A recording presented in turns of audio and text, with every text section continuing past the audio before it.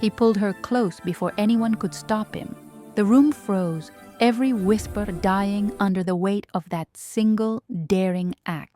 His hand rested firmly on her back, his eyes locked on hers, steady, unshaken, almost defiant. Her breath caught. She wasn't prepared for this, not for the storm that lived behind his calm expression. Across the room, her ex watched, his face pale with disbelief and something that looked a lot like regret. He had left her once, convinced she would always be beneath him. Now he stood there, powerless, watching another man treat her like she was the only person who mattered. The crowd's silence grew heavy, filled with unspoken questions. Who was he?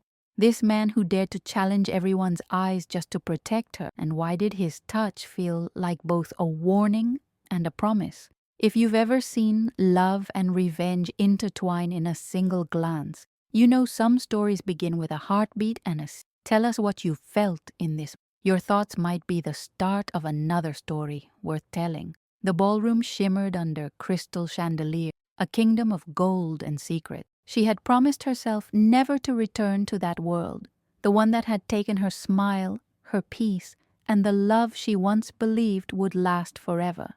Yet here she was, standing among familiar faces that once watched her fall. She had spent years rebuilding herself, learning how to breathe without fear, how to walk without the weight of his betrayal on her shoulders. Tonight was supposed to be about business, not emotion. She wore elegance like armor, her calm smile concealing the quiet battle beneath her skin. Then she saw him. The man who had broken her heart stood across the hall, laughing as if the past had never existed. His hand rested on another woman's waist, the same gesture he once used to make her feel like the world revolved around her. For a moment, old wounds whispered again, but she refused to let them bleed. As she turned to leave, the room shifted. A presence entered, silent, composed, and commanding. He didn't belong to this crowd, he ruled it. The chief of the city's most feared organization had arrived, and even the arrogant bowed their heads as he passed. His eyes found her through the noise and lights, studying her, not with lust but with recognition. Something in him softened, a flicker of curiosity, maybe even fate. Without a word, he began walking toward her. Every step he took felt deliberate, magnetic. Conversations faltered, music lost its rhythm. When he stopped in front of her, their worlds collided in silence. "Are you lost?" he asked quietly, his tone protective rather than mocking. She met his gaze, her voice barely a whisper. "Not anymore." Across the room, her ex felt something twist inside him. The regret he once thought he'd never feel began to surface, slow, sharp, and inescapable. If you've ever believed in second chances, in the way life brings unexpected people to heal old wounds, stay with us. And if this beginning stirred something in you, share your thoughts and help us grow our small community of dreamers. We're still building our first 100 hearts who believe in stories like this. The city had changed, yet it felt exactly the same. Every corner carried the same perfume of wealth and danger, every face a reminder of how quickly loyalty could turn into betrayal. She hadn't planned to stay long, just one meeting, one night, and then she'd disappear again before the ghosts of her past noticed her presence. But fate, it seemed, had other intentions.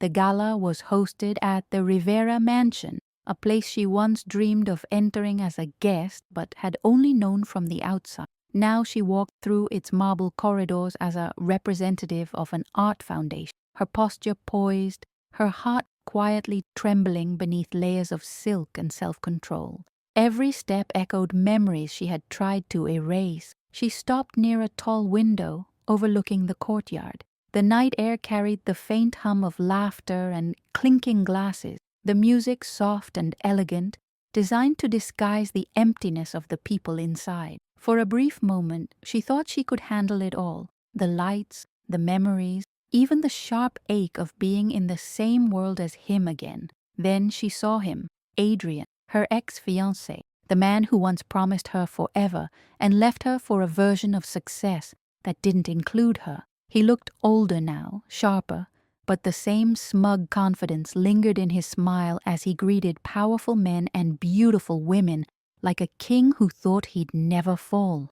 She froze. Time folded in on itself. The years between them vanished in an instant. He didn't notice her at first. Why would he? She was the ghost he buried the moment he chose ambition over love. But when his gaze finally swept across the room and stopped on her, something flickered. Shock, followed by disbelief, then something darker. He began walking toward her. Her heart pounded, but her expression didn't change. If she had learned anything from pain, it was the art of stillness. "Clara," he said, his tone smooth but his eyes searching, as if unsure whether she was real. "It's been, what, 6 years? 7, she corrected softly. "Long enough for both of us to forget."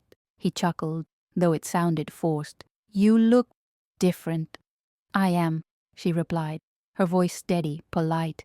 He tilted his head, studying her with a mix of curiosity and guilt.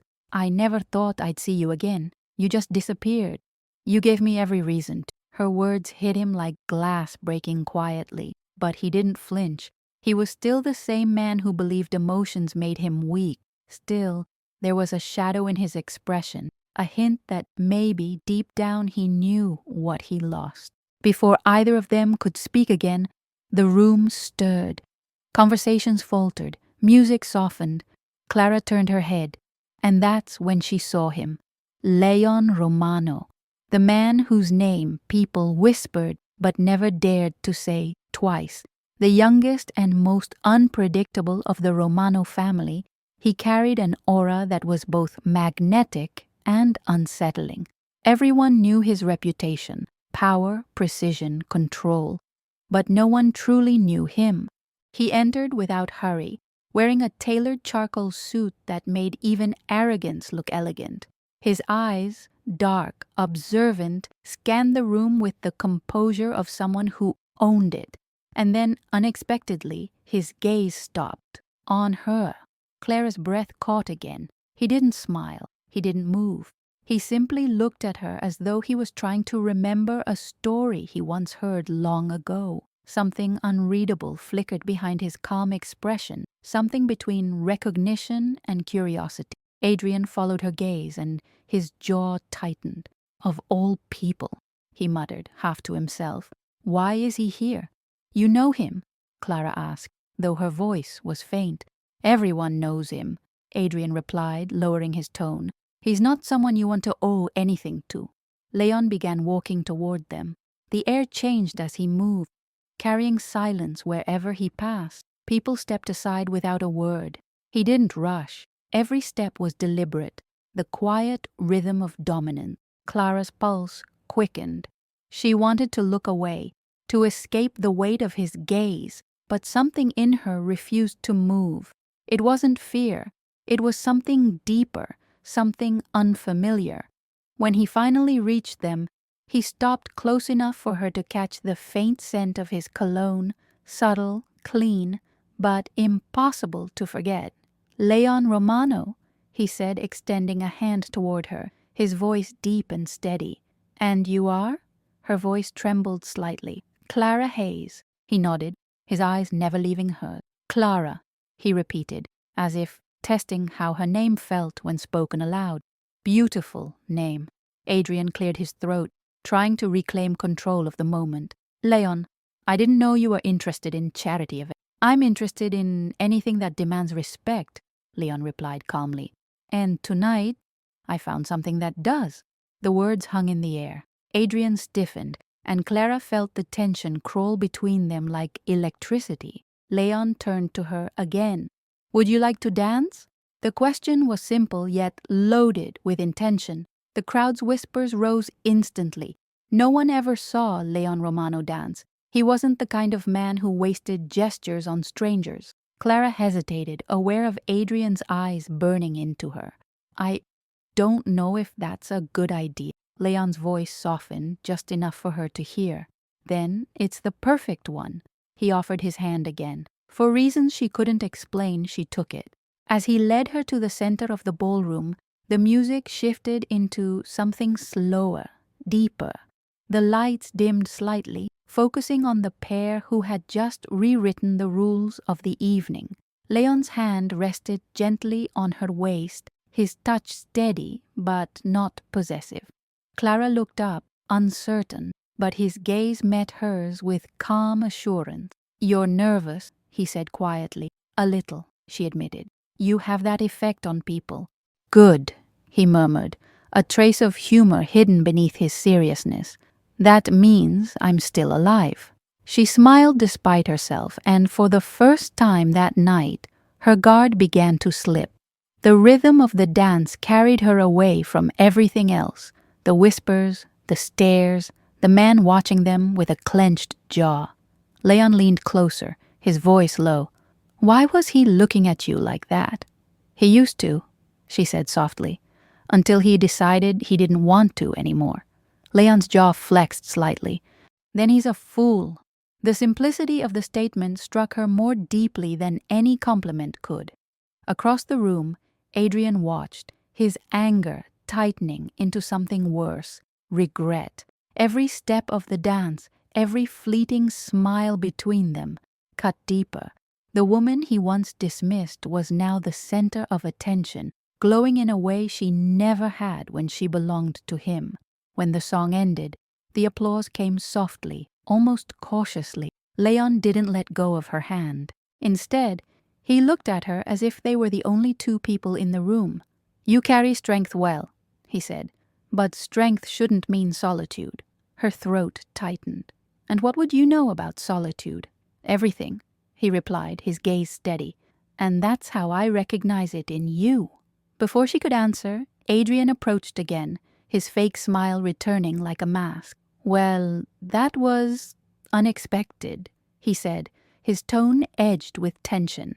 "Romano, you certainly have an eye for surprises." Leon's expression didn't change. Some surprises deserve to be seen. The air between the three of them grew heavy. Adrian tried to speak again, but Leon's subtle shift, a mere glance, silenced him. It wasn't aggression, it was dominance wrapped in quiet certainty. Clara took a small step back, unsure if she was caught in something bigger than herself. But when Leon turned to her again, his tone softened once more. "Would you mind joining me for a drink?" She hesitated. Her instincts screamed that this man could turn her world upside down, but so could her silence. "I'll join you," she said finally. Adrian's eyes widened. "Clara." "Good night, Adrian," she said firmly, and turned away. The crowd parted again as she walked beside Leon toward the balcony. The night air outside was cooler, calmer, filled with the scent of rain and jasmine. For a while, neither of them spoke. The city lights stretched endlessly below, painting their silhouettes in silver and gold. "You don't belong in that world," Leon said quietly. She looked at him, half amused. "And you do?" He smiled faintly. "No, but unlike them, I never pretend I do." She studied his face, the controlled strength, the quiet scars that didn't need to be shown. There was something disarming about his honesty, something rare in a man who could have anything. "Why did you dance with me?" "Because everyone else was watching you through judgment," he said, "and I wanted you to feel what it's like to be seen with respect." Her heart ached at the simplicity of it. No promises, no hidden motives, just words that felt like truth. Inside, the music resumed, laughter filling the gaps of what had just happened. But outside, the world had slowed. "Do you believe in second chances?" she asked quietly. "I believe in timing," Leon said. "And sometimes, timing comes disguised as chaos." Their eyes met again, and for a moment the rest of the world disappeared. She didn't know yet what kind of story was beginning between them, but she could feel it, the pull of something that didn't ask for permission. And inside, watching from afar, Adrian clenched his glass so tightly it cracked. He finally understood that he had lost something he would never be able to replace. If you've ever witnessed the moment someone realizes what they've lost too late, you know it's not about revenge, it's about revelation. Tell us what you think would happen next, and help us grow this space where stories of love and redemption still matter." The music faltered, like even the orchestra had forgotten its rhythm. Every note seemed to hang in the air, unsure whether to keep playing or surrender to the silence that followed him. Leon Romano didn't have to command attention. It followed him, drawn by something that couldn't be explained, only felt. As he stood beside Clara, the world inside the Rivera mansion seemed to shrink around them. People pretended not to stare, but they couldn't help it. Whispers moved like ripples through the room, each person trying to guess what tied a man like him to a woman like her. Clara could feel every stare against her skin, sharp and judging. Her instinct told her to move away, to avoid becoming a headline in someone else's curiosity. But Leon's steady gaze kept her still. There was nothing aggressive in it, only certainty, as if he already knew that no one would dare to touch her while he stood there. He didn't speak at first. Instead, he studied her the way someone studies a rare piece of art, not for its beauty, but for the story hidden in its cracks. "You don't like being watched," he said quietly, his tone more observation than question. "No one does," she replied, her voice lower than she intended. "But some people never stop doing it." He tilted his head slightly, a shadow of a smile touching his lips. "People watch what they fear, or what they want." The words unsettled her, not because of how he said them, but because of how true they sounded. Behind them, Adrian watched like a man being erased from his own story. His chest burned with pride, confusion, and the sour taste of regret. For years he had convinced himself that Clara was weak, someone better left behind. But the woman standing beside Leon Romano looked nothing like the one he once abandoned. She was calm, collected, untouchable. Leon turned slightly, his hand resting lightly against her back, not possessive, just protective. The gesture alone sent another wave of whispers through the crowd. A few of Adrian's business associates exchanged glances, muttering things like, "She must mean something to him," and "No one touches him unless he allows it." Clara heard them, and for a fleeting moment, shame flickered inside her. She hated being the center of gossip. But then Leon leaned closer, his breath barely brushing her ear. "Do you want them to stop looking?" he murmured. She hesitated. "Yes. Then let me make them look for the right reason." Before she could ask what he meant, Leon moved, slow, deliberate, like every gesture had been rehearsed 1,000 times. He turned to face her completely, his gaze fixed on hers with such intensity that it silenced the entire room. The music stopped. Glasses froze mid-air. Every heartbeat in the room seemed to sink to hers. And then, in front of everyone, including the man who once broke her heart, Leon Romano pulled Clara gently closer. It wasn't forceful, wasn't staged. It was a gesture of possession and protection all at once, the kind of moment that left witnesses unsure whether they had just seen romance or declaration of power. Clara's breath trembled, her hand instinctively resting on his chest to steady her. His heartbeat was steady, controlled, like he was the only one untouched by the chaos he created. Her voice broke the silence first. "Why are you doing this? So he remembers what he lost," Leon replied softly, without taking his eyes off her. Across the room, Adrian's face drained of color. He tried to smile, to appear unaffected, but his clenched fists betrayed him. The scene was too deliberate, too perfect.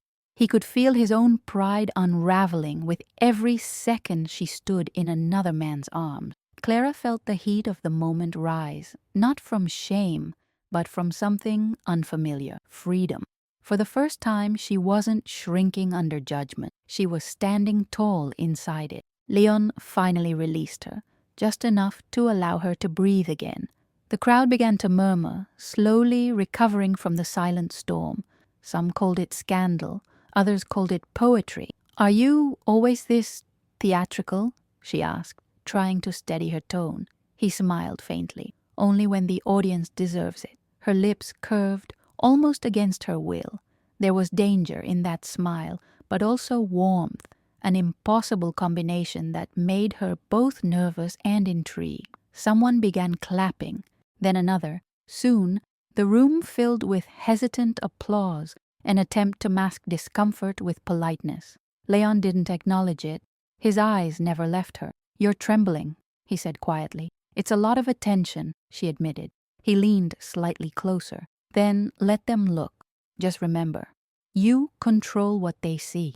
The words lingered like an invisible shield around her. Moments later, Leon guided her toward the side of the room where the noise of the crowd softened. He picked up 2 glasses of champagne from a passing tray and handed her one. "2 unwanted reunions," he said. She raised an eyebrow. "You think this is unwanted?" "I think it's fate dressed as chaos," he replied. "It usually arrives uninvited." She studied him, unsure whether he was serious or teasing. He didn't look like a man who believed in fate, but his presence alone felt like something written long before this night began. Inside, Adrian's composure began to crumble. He cornered one of his associates, whispering sharply, "Who invited Romano here?" "No one invites him?" the man replied nervously. "He just comes." Adrian turned his gaze back toward Clara and Leon. The sight burned him. For years he believed power meant control. Now he watched a man who had both and didn't need to prove it. Meanwhile, Clara found herself strangely at ease in Leon's presence. His calmness was contagious, his silence filled with meaning. "Do you often do that?" she asked. "What?" "Turn chaos into theater." He gave a small shrug. "Only when I see someone worth the scene." She laughed softly, shaking her head. "That's not exactly comforting." "It's not meant to be," he said. "Comfort makes people predictable." Their conversation flowed easily, though beneath it a current of tension never faded. Every glance between them carried something unspoken, recognition of 2 people who had both been broken once and learned to hide the cracks well. A waiter passed by, bowing slightly. "Mr. Romano, your car is ready if you wish to leave early." Leon didn't answer. His eyes were still on Clara. "I'm staying," he said finally. The waiter nodded and disappeared. "Why?" she asked. He turned his glass slowly between his fingers. "Because something tells me this night isn't over yet." She wanted to question him further, but the way he said it made her heart skip. It wasn't a threat. It was a promise that whatever had just begun between them was far from finished. From the corner of the ballroom, Adrian's voice suddenly rose, louder than it should have. "Enjoying yourself, Romano?" The room tensed. Conversations died once more. Leon turned his head slightly, his expression unreadable. "Should I not be?" Adrian's smirk was tight. "Depends on how much you enjoy stepping into other people's pasts." The tension spread like smoke. Clara's pulse quickened. She wanted to stop it before it escalated, but Leon's calm stopped her. "I don't step into the past," he said quietly. "I erase what doesn't belong there." The room went silent again. Adrian tried to laugh it off, but it sounded hollow. He took a sip of his drink and muttered something under his breath before walking away, shoulders stiff. Leon exhaled softly, as if brushing away a distraction. "I didn't mean to make that worse for you." "You didn't," she said. "It was already broken long before tonight." He nodded, understanding something she hadn't said aloud. The night stretched on, the music resuming faintly, but the atmosphere never returned to what it was. Something had shifted, and everyone felt it. As they stood near the balcony again, the city lights reflecting in their eyes, Leon turned to her one last time. "You handled that well." "Years of practice," she replied with a small smile. "Pain is a great teacher, so is power," he said. "But the best lessons come when both meet in the same person." She didn't know what to say. The truth was she hadn't felt powerful in years. Yet here she was, standing beside a man who made her believe she could be again. He took a slow breath, his tone gentler now. I'll see you again, Clara Hayes. Her heart skipped. Are you asking or telling me? He smiled faintly. Both. She watched him leave, his figure disappearing through the crowd as easily as he had commanded it. People stepped aside for him again, heads bowed in silent acknowledgement of something larger than themselves. When he was gone, she finally exhaled. The tension in her chest loosened, but the imprint of his touch remained, warm, steady, unforgettable. Adrian reappeared beside her, trying to act as though nothing had happened. You know who that man is, don't you? Yes, she said simply. Do you? He frowned, caught off guard by her tone. He's dangerous, Clara. You don't belong anywhere near him. She turned to him slowly, meeting his gaze for the first time without fear. You're right. I don't belong near danger anymore. That's why I stayed away from you. Adrian's face hardened. You're making a mistake. Maybe, she said softly, but at least this one will be mine. He didn't know how to answer that, so he walked away, leaving her in the golden glow of chandeliers and whispers. Clara looked out toward the night sky again. She didn't know what tomorrow would bring, but for the first time in years, she felt alive. Some stories don't start with love. They start with recognition, the kind that comes when two people look at each other and see what no one else ever could. If you've ever felt that spark, the one that makes the world go quiet just long enough for your heart to remember what it's capable of, tell us below. Help us reach the first 100 souls who still believe in second chances. Because sometimes that's all it takes for everything to change. The next morning, the city awoke under a heavy gray sky, the kind that made everything feel suspended between storm and silence. Clara walked along the quiet streets toward her office, her heels clicking softly against the cobblestones. The night before lingered in her mind like the aftertaste of something she couldn't name, half danger, half desire. She kept replaying the moment Leon had pulled her close, the way his hand had rested against her back, how his eyes had spoken things he never said aloud. It wasn't the act itself that haunted her, it was the gentleness within it, the kind of touch that didn't demand but promised. Her reflection in a store window caught her attention. She barely recognized herself.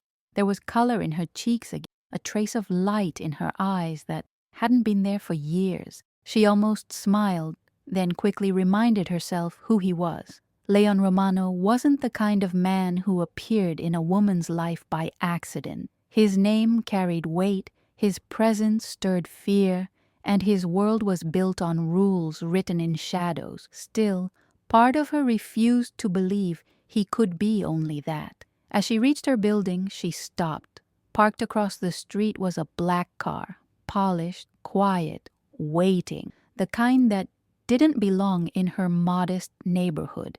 The windows were tinted, but she could feel someone's gaze from behind the glass. She hesitated, then entered her office. Minutes later, the receptionist poked her head in.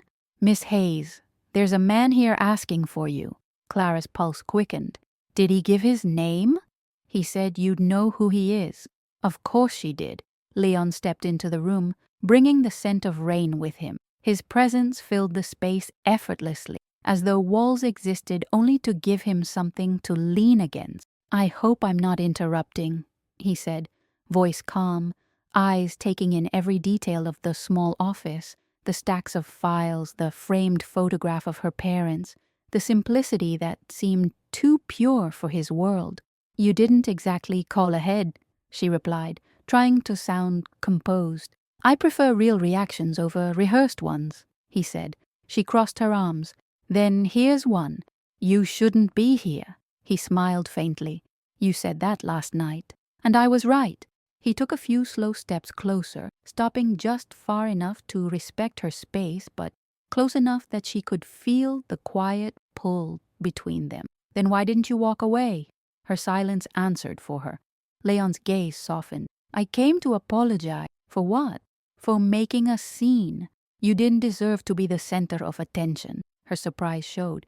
You don't strike me as the apologizing. I'm not, he admitted, but I'm learning. There was something disarming about his honesty. For a man whose name carried rumors and power, his sincerity felt almost fragile. "You shouldn't concern yourself with me," she said quietly. "Our worlds don't mix." "I don't believe that," he replied. "Some things belong together, even when the world tries to convince you otherwise." She turned away, pretending to shuffle papers. "And what makes you think I'm one of those things?" "The way you looked at me last night," he said simply. Her hand froze mid-motion. "That wasn't—" "Yes, it was," he interrupted gently. "Honest." She exhaled slowly. "You read too much into people." "I read what they try to hide," he corrected. Before she could answer, there was a knock at the door. The receptionist peeked in again, her face pale. "Miss Hayes, there's someone else here. He says he's your fiancé." The word felt like a blade. Clara turned toward the door, and there he was, Adrian standing tall, his anger barely masked behind a polite smile. "Clara," he said evenly, "we need to talk." Her voice came out steady. "We don't." Leon's posture shifted slightly, protective but calm. "You should listen to the lady." Adrian ignored him, stepping inside. "What is this, Clara? Are you really entertaining this man? Do you know who he is?" "Yes," she said. "And I know who you are too." Adrian's jaw tightened. "You think he's any different from me? Men like him don't care about women like you. You're just another story to tell." Leon didn't raise his voice, but the room seemed to darken slightly with the weight of his tone. "Careful." Adrian laughed nervously. "What are you going to do? Glare me into silence?" Leon took a slow step forward. "If I have to." The tension in the air was thick enough to cut. Clara moved between them. "Stop it, both of you. This isn't your battleground." Adrian's eyes softened for a brief moment. "You've changed, Clara. I almost don't recognize you." "That's because I stopped living in your shadow," she said quietly. He looked down, then back at her. "You're making a mistake." "Maybe," she replied, "but it's mine to make." Leon remained silent, his gaze locked on Adrian until the other man finally turned and walked out, slamming the door behind him. The silence that followed felt heavier than the confrontation itself. Clara sank into her chair, rubbing her temples. "I didn't ask for any of this. I know," Leon said softly. "But some things find us anyway." She looked up at him, frustration and curiosity tangled together. "Why are you here, Leon?" "Really?" He hesitated before answering. "Because someone once told me to protect what's worth protecting. I think I just found out what that meant." The words hung between them, fragile and dangerous. She didn't reply. Part of her wanted to send him away, to reclaim the safety of solitude. But another part, a quieter, braver one, wanted to see where this connection could lead. Finally, she said, "You should go. People will talk."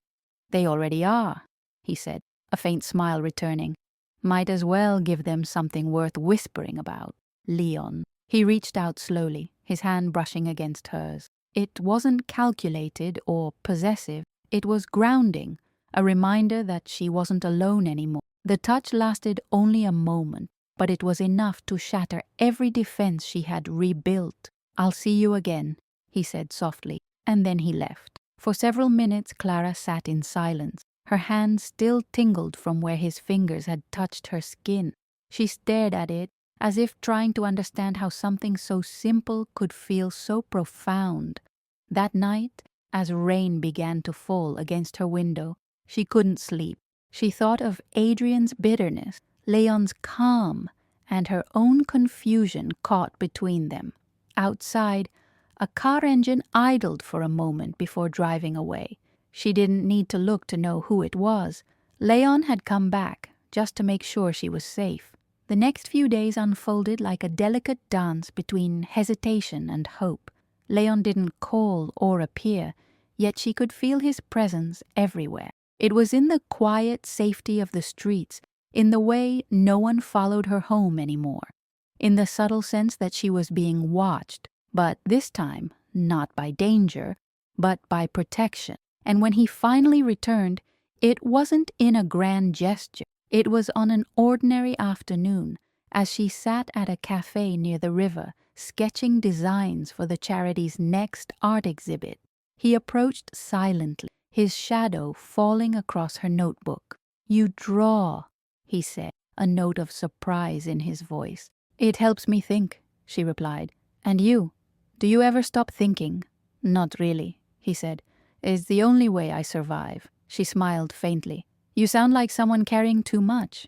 "I've learned to carry quietly," he said, "but lately it feels heavier." "Why?" "Because I'm starting to care about things I can't control."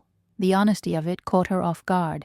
She looked up, meeting his gaze, and saw not the untouchable man from the ballroom, but a human being wearing his strength like armor that had grown too tight. "Maybe that's not a bad thing," she said softly. He sat down across from her, the smallest trace of a smile curving his lips. "You're not afraid of me." "I was," she admitted, "but fear fades when you see what's underneath." Leon studied her for a long moment. "You should be careful with that kind of insight. It makes people fall." "Maybe they need to," she replied, "to learn how to stand again." Their eyes locked, and for the first time there was no tension, just quiet understanding. As the rain returned, he reached across the table and brushed his fingers against the back of her hand again. This time she didn't pull away. It wasn't a romantic gesture. It was recognition. Two broken souls finding something steady in each other's presence. The storm outside grew louder, but inside the cafe everything felt still. And somewhere deep inside her, Clara realized something had shifted permanently. The past no longer had a hold on her. The man who once hurt her was now just a lesson. The man in front of her was something else entirely, someone who saw her not as a weakness to exploit, but as a strength to protect. When she finally spoke, her voice was steady. "You said once that timing comes disguised as chaos. Maybe this is mine." Leon's eyes softened. "Then let it happen." He didn't lean in. He didn't push. He just sat there, letting the moment breathe, letting her choose. For once in her life, she didn't run. Outside, the rain eased into silence. The world kept moving, unaware that in one small corner of it, something extraordinary had begun. If you've ever met someone who reminded you that gentleness can be stronger than power, you know exactly what she felt. Share what moment changed your heart, and help us reach our first 100 souls who still believe that even in broken worlds, love finds a way back. Days passed in a strange rhythm after that afternoon at the cafe. Clara tried to keep her life steady. The office, the foundation meetings, the quiet evenings by the river. But something in her had changed. The silence that once felt safe now felt empty, like a house without light. Leon had stirred something she hadn't wanted to awaken again. The sense that she was still alive, still capable of being seen, still worth protecting. He didn't appear every day, but when he did, he made the world slow down. Sometimes it was just a glance from across the street. Other times a message sent through someone else. Always simple, never invasive.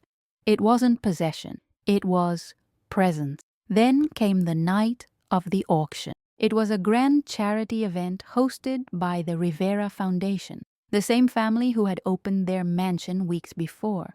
Clara had worked on the organization for months. It was her project, her responsibility, and her chance to prove herself as more than the woman people whispered about. She spent the afternoon finalizing the displays, paintings, jewelry, antiques, each item carefully positioned to attract bidders. It was the kind of work she loved, quiet, purposeful, meaningful. As the sun dipped behind the skyline, the mansion filled once again with music, laughter, and the soft rustle of expensive dresses. The scent of champagne floated in the air, light and perfumed, almost sweet enough to hide the bitterness beneath it all. Clara arrived early, dressed in a dark blue gown that shimmered when she moved.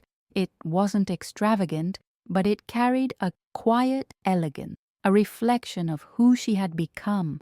Her hair was pinned loosely, a few strands falling around her face. She looked like a woman who had survived storms and still learned how to walk through lightning. The event was already drawing attention. People admired her work, complimented the setup, even whispered about her professionalism. For once, the attention wasn't cruel. It was earned. Until Adrian arrived. She saw him the moment he entered. He carried that same polished confidence, the same practiced smile that once fooled her into thinking he cared. Tonight, however, there was something different, a bitterness in his posture, the kind that came from realizing you were no longer the hero of someone's story. He walked toward her with deliberate ease, holding 2 glasses of champagne.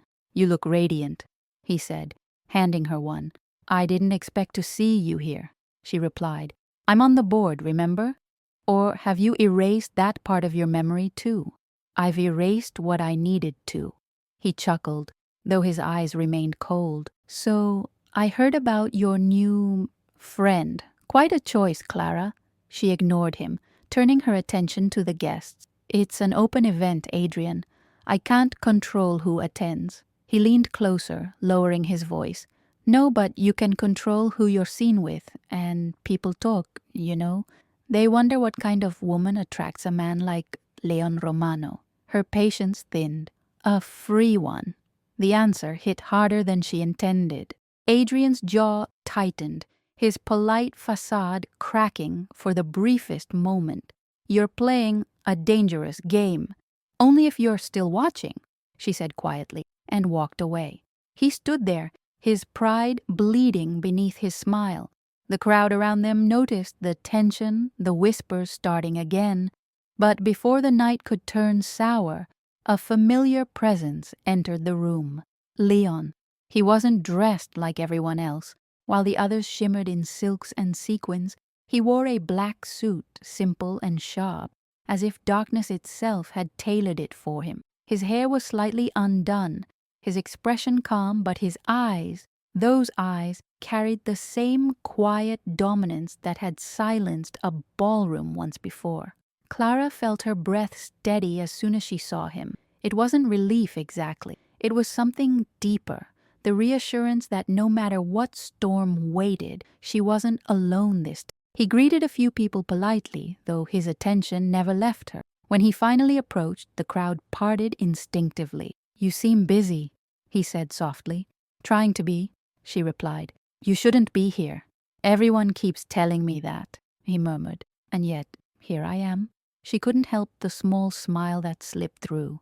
"You have a habit of ignoring warnings. Only when they come from people worth listening to," he said, his gaze steady. Before she could reply, Adrian appeared again, this time with deliberate intent. His expression was calm, but his words were sharpened with envy. "Well, if it isn't the man of the hour," he said, his tone dripping with false charm. "Leon Romano, the legend himself. I didn't realize this kind of event was your style." Leon's answer was quiet, but cutting. "Respect is always my style." Adrian laughed. "Is that what you call it? Respect?" His eyes darted toward Clara. "Funny, because from where I'm standing it looks more like you're collecting trophies." The words drew a collective gasp from the guests nearby. Clara's chest tightened, humiliation burning her throat. She turned away, not wanting to give anyone the satisfaction of seeing her react. But Leon didn't move. He didn't raise his voice, didn't show anger. Instead, he stepped closer to Adrian, not enough to threaten, but enough to command silence. "When a man loses something valuable," Leon said calmly, "he often convinces himself it was never worth much. It's easier than admitting he wasn't enough to keep it." The crowd froze. Adrian's smirk faltered. The subtle power in Leon's words stung harder than any shout could have. Leon turned slightly, his voice still quiet, almost tender now. "What's harder to face is watching someone else recognize its worth." Every whisper in the room died. Clara stood motionless, her eyes fixed on the floor, her heart racing. Adrian's face reddened. "You think this is about worth? You don't even know her." Leon's gaze never wavered. "Then enlighten me." Adrian hesitated, his words collapsing under the weight of the moment. She's nothing special. It was a lie, and everyone knew it. Leon took another step forward, his voice steady as stone. Then why can't you stop talking about her? The silence that followed was suffocating. For a long, breathless moment, no one dared to move. Adrian's hands clenched at his sides, his pride breaking in slow, visible pieces. Finally, Leon turned to Clara. "You don't have to stand here." Her voice trembled slightly. "If I walk away, they'll think I'm running." He met her eyes with quiet conviction. "Then walk with me." Without hesitation, she placed her hand in his. The room seemed to exhale as he led her through the crowd. People moved aside, some in awe, some in envy, some in silence that carried more respect than gossip. They stepped out onto the balcony, the night air cool against their skin. From inside, music resumed, hesitant at first, then stronger, as if the world was trying to pretend nothing had happened. Clara leaned against the railing, breathing deeply. "You didn't have to do that." "Yes, I did." He humiliated himself enough already. Leon's eyes softened. "No, he humiliated you. I just reminded him he doesn't get to do that anymore." She turned toward him, her expression a mix of gratitude and disbelief. "Why do you care so much?" "Because I've seen what it looks like when no one steps in," he said, "and I promised myself I'd never stand still again when someone deserves to be defended." His honesty hit her harder than any romantic gesture could. There was no charm in his voice, no attempt to impress, just truth. The moonlight fell across his face, softening the lines that power had carved there. He looked both dangerous and human, a man built to lead, yet aching to be understood. "You don't have to protect me," she whispered. "I know," he said. "That's why I want to." The simplicity of it undid her. For a moment, neither spoke. The night hummed quietly, the city below them alive with lights and distant sound. Then Leon stepped closer, his voice low. "Do you want to leave this place?" She hesitated. "People will talk." "They already do," he said, echoing his own words from days before. "Let them finish their story. We'll write ours later." She looked at him, truly looked, and realized she wasn't afraid anymore. Whatever this was between them, it wasn't built on power or need. It was built on choice. He extended his hand again, and she took it. Together they left the balcony and disappeared into the night. Inside, Adrian stood alone. The guests avoided his eyes. Pride could hide many things, but not that kind of defeat. Outside, the city's lights reflected on the wet pavement, painting everything in shades of gold and blue. Leon stopped near his car, turning toward her. "You still have time to change your mind," he said quietly. "I don't want to," she replied. He smiled faintly. "Then let this be the start of something you don't have to run from." He opened the car door and she stepped inside, her heart pounding. As they drove away, the mansion lights faded behind them. For the first time in years, Clara didn't look back. Some wounds aren't healed by time. They're healed by truth. And sometimes truth arrives in the form of someone who sees you and everyone else is watching for the wrong reason. If you've ever been publicly broken and quietly rebuilt, you understand what this moment means. Tell us what you felt. And if this story touched you, help us reach the first 100 souls who still believe that redemption begins the moment you stop hiding from your own worth. The city lights blurred outside the car windows as they drove through the quiet streets. Clara sat beside Leon in silence, her hands resting on her lap, her thoughts tangled between disbelief and calm. She didn't know where they were going, but somehow she wasn't afraid. With him, silence didn't feel empty. It felt like a promise. They stopped in front of a quiet restaurant tucked between old stone buildings. No paparazzi, no noise, no golden chandeliers like at the mansion, just the soft hum of rain and the faint glow of warm light spilling through the window. Leon opened her door, his voice gentle. "You need to eat. You haven't touched anything since the event." She hesitated. "You were watching?" "I was noticing," he said. "There's a difference." She followed him inside. The place was nearly empty, just a few late diners and a waiter who seemed to know Leon without question. They were seated near the back, by a window overlooking the rain. The waiter approached, setting down 2 glasses of red wine without being asked. Clara smiled faintly. "You come here often?" Leon nodded once. "It's quiet. No one asks questions here. Do you always need to hide?" He looked at her for a long moment before answering. "Not hide. Protect." Something in his tone made her stop asking. For all his composure, she could sense the shadows he carried, not the kind born from crime or corruption, but from choices that left scars no one could see. For a while, they sat in silence, the kind that didn't need to be filled. Then Leon broke it. "You asked me once why I care so much," he said quietly. She looked up, her fingers tracing the rim of her glass. "I remember." His gaze softened. "It's time I tell you." Clara felt her chest tighten. "Tell me what?" Leon's eyes drifted toward the window, where rain slid down the glass like silver threads. "A few years ago, I was involved in something that didn't make the papers. It wasn't about business or territory. It was about a person, a woman named Margaret." The name hit Clara like a whisper from another life.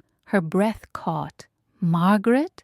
Leon nodded slowly. "She worked for a small community center near the South Docks. They were trying to keep children out of the streets, teach them art, give them something better to hold on to. But they were in debt, bad debt, to people who didn't understand the meaning of mercy." He paused, his voice steady but low. "I found out because one of my men's brothers was involved.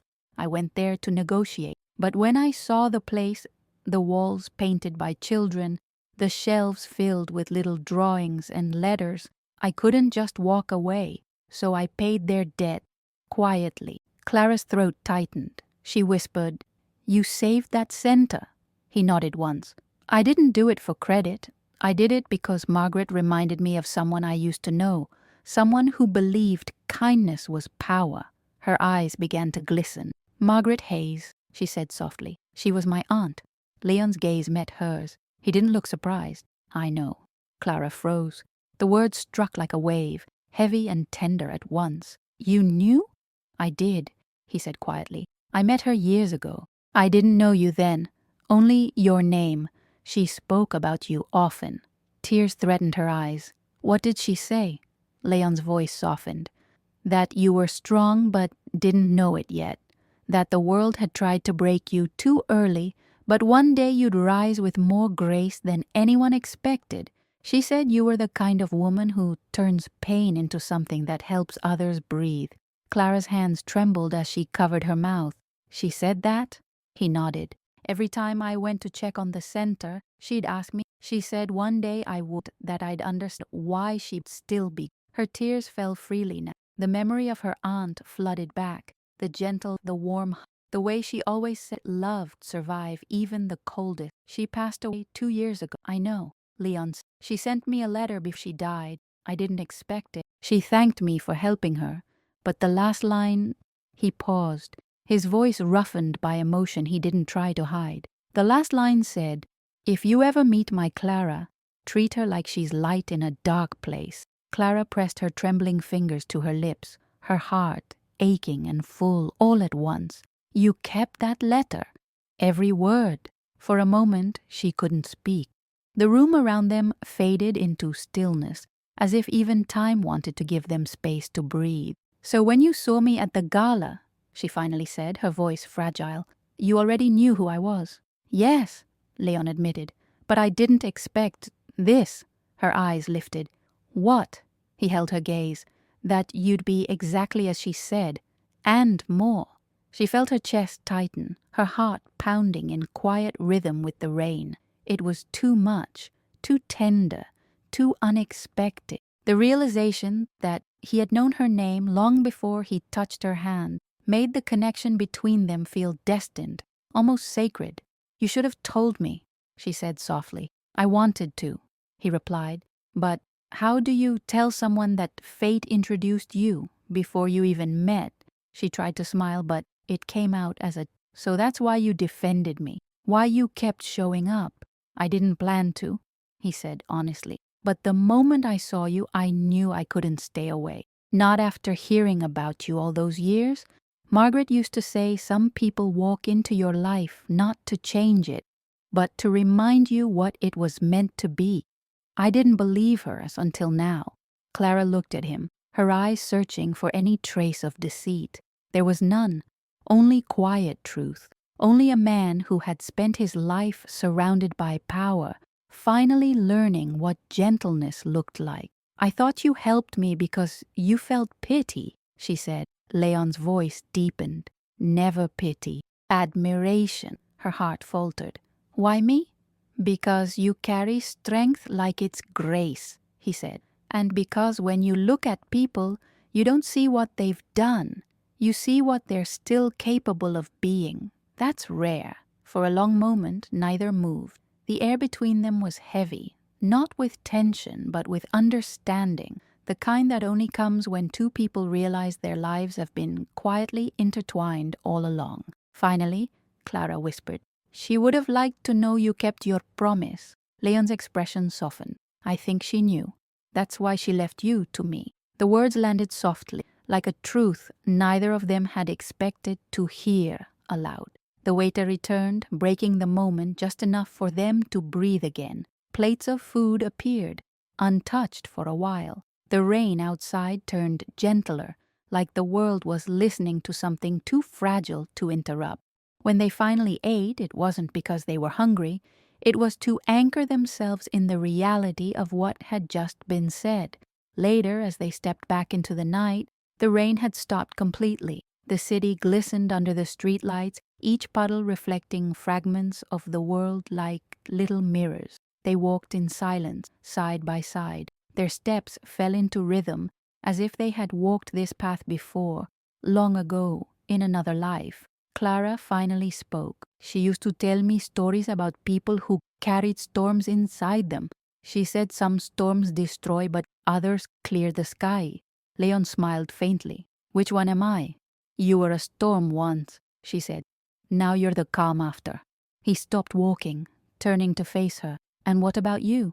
I was waiting for the rain to end, she whispered. Maybe I was waiting for you. For the first time, Leon looked almost unguarded. The man known for his silence and strength seemed suddenly human, not the leader people feared, but a man who finally understood what it meant to be seen beyond the mask. He reached out slowly, brushing a strand of wet hair from her face. His touch lingered for a heartbeat longer than it should have, his eyes tracing hers with something between gratitude and awe.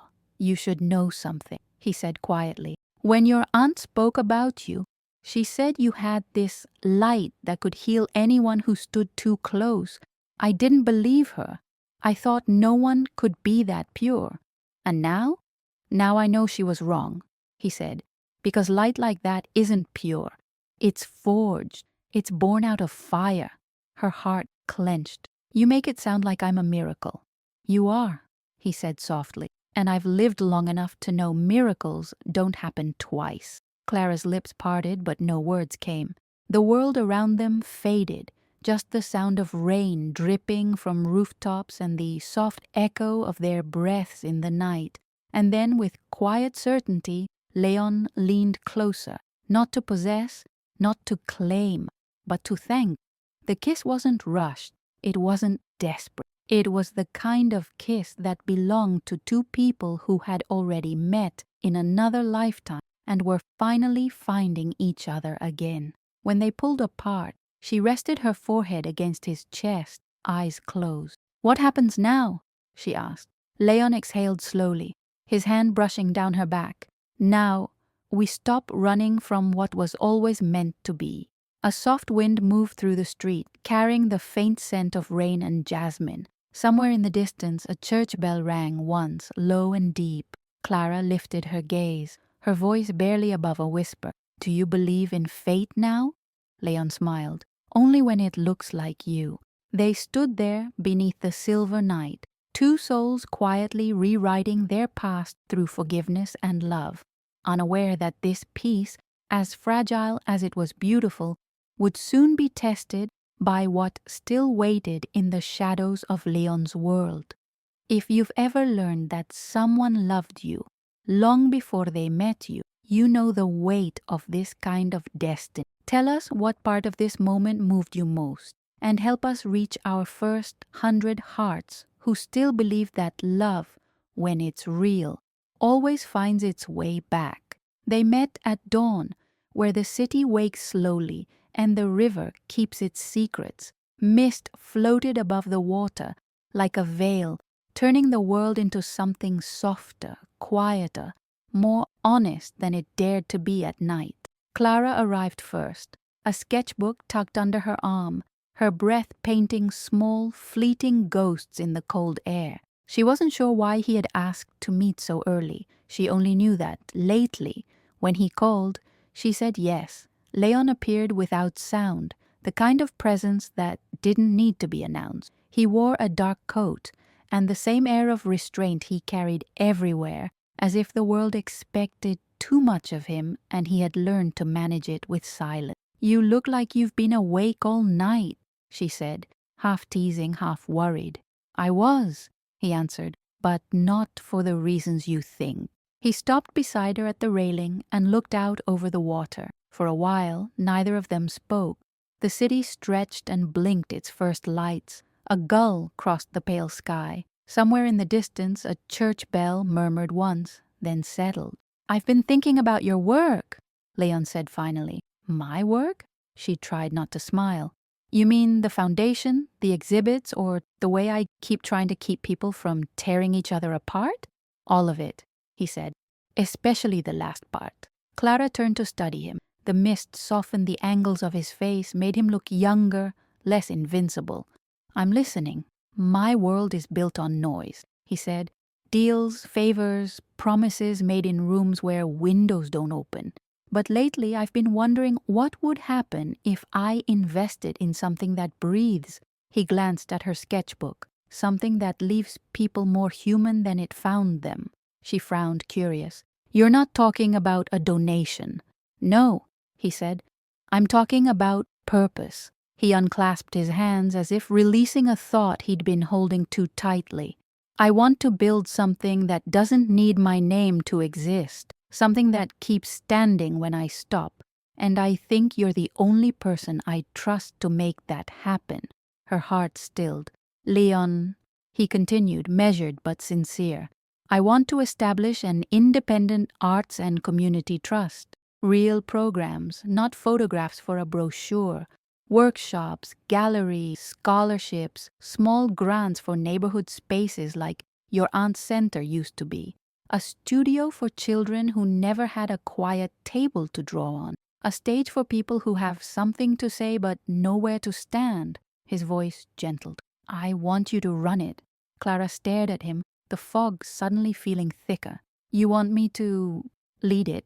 "Yes." She looked away toward the river, as if the answer might be floating there. "Leon, I run a foundation, a small one, but it matters. I can't just walk away."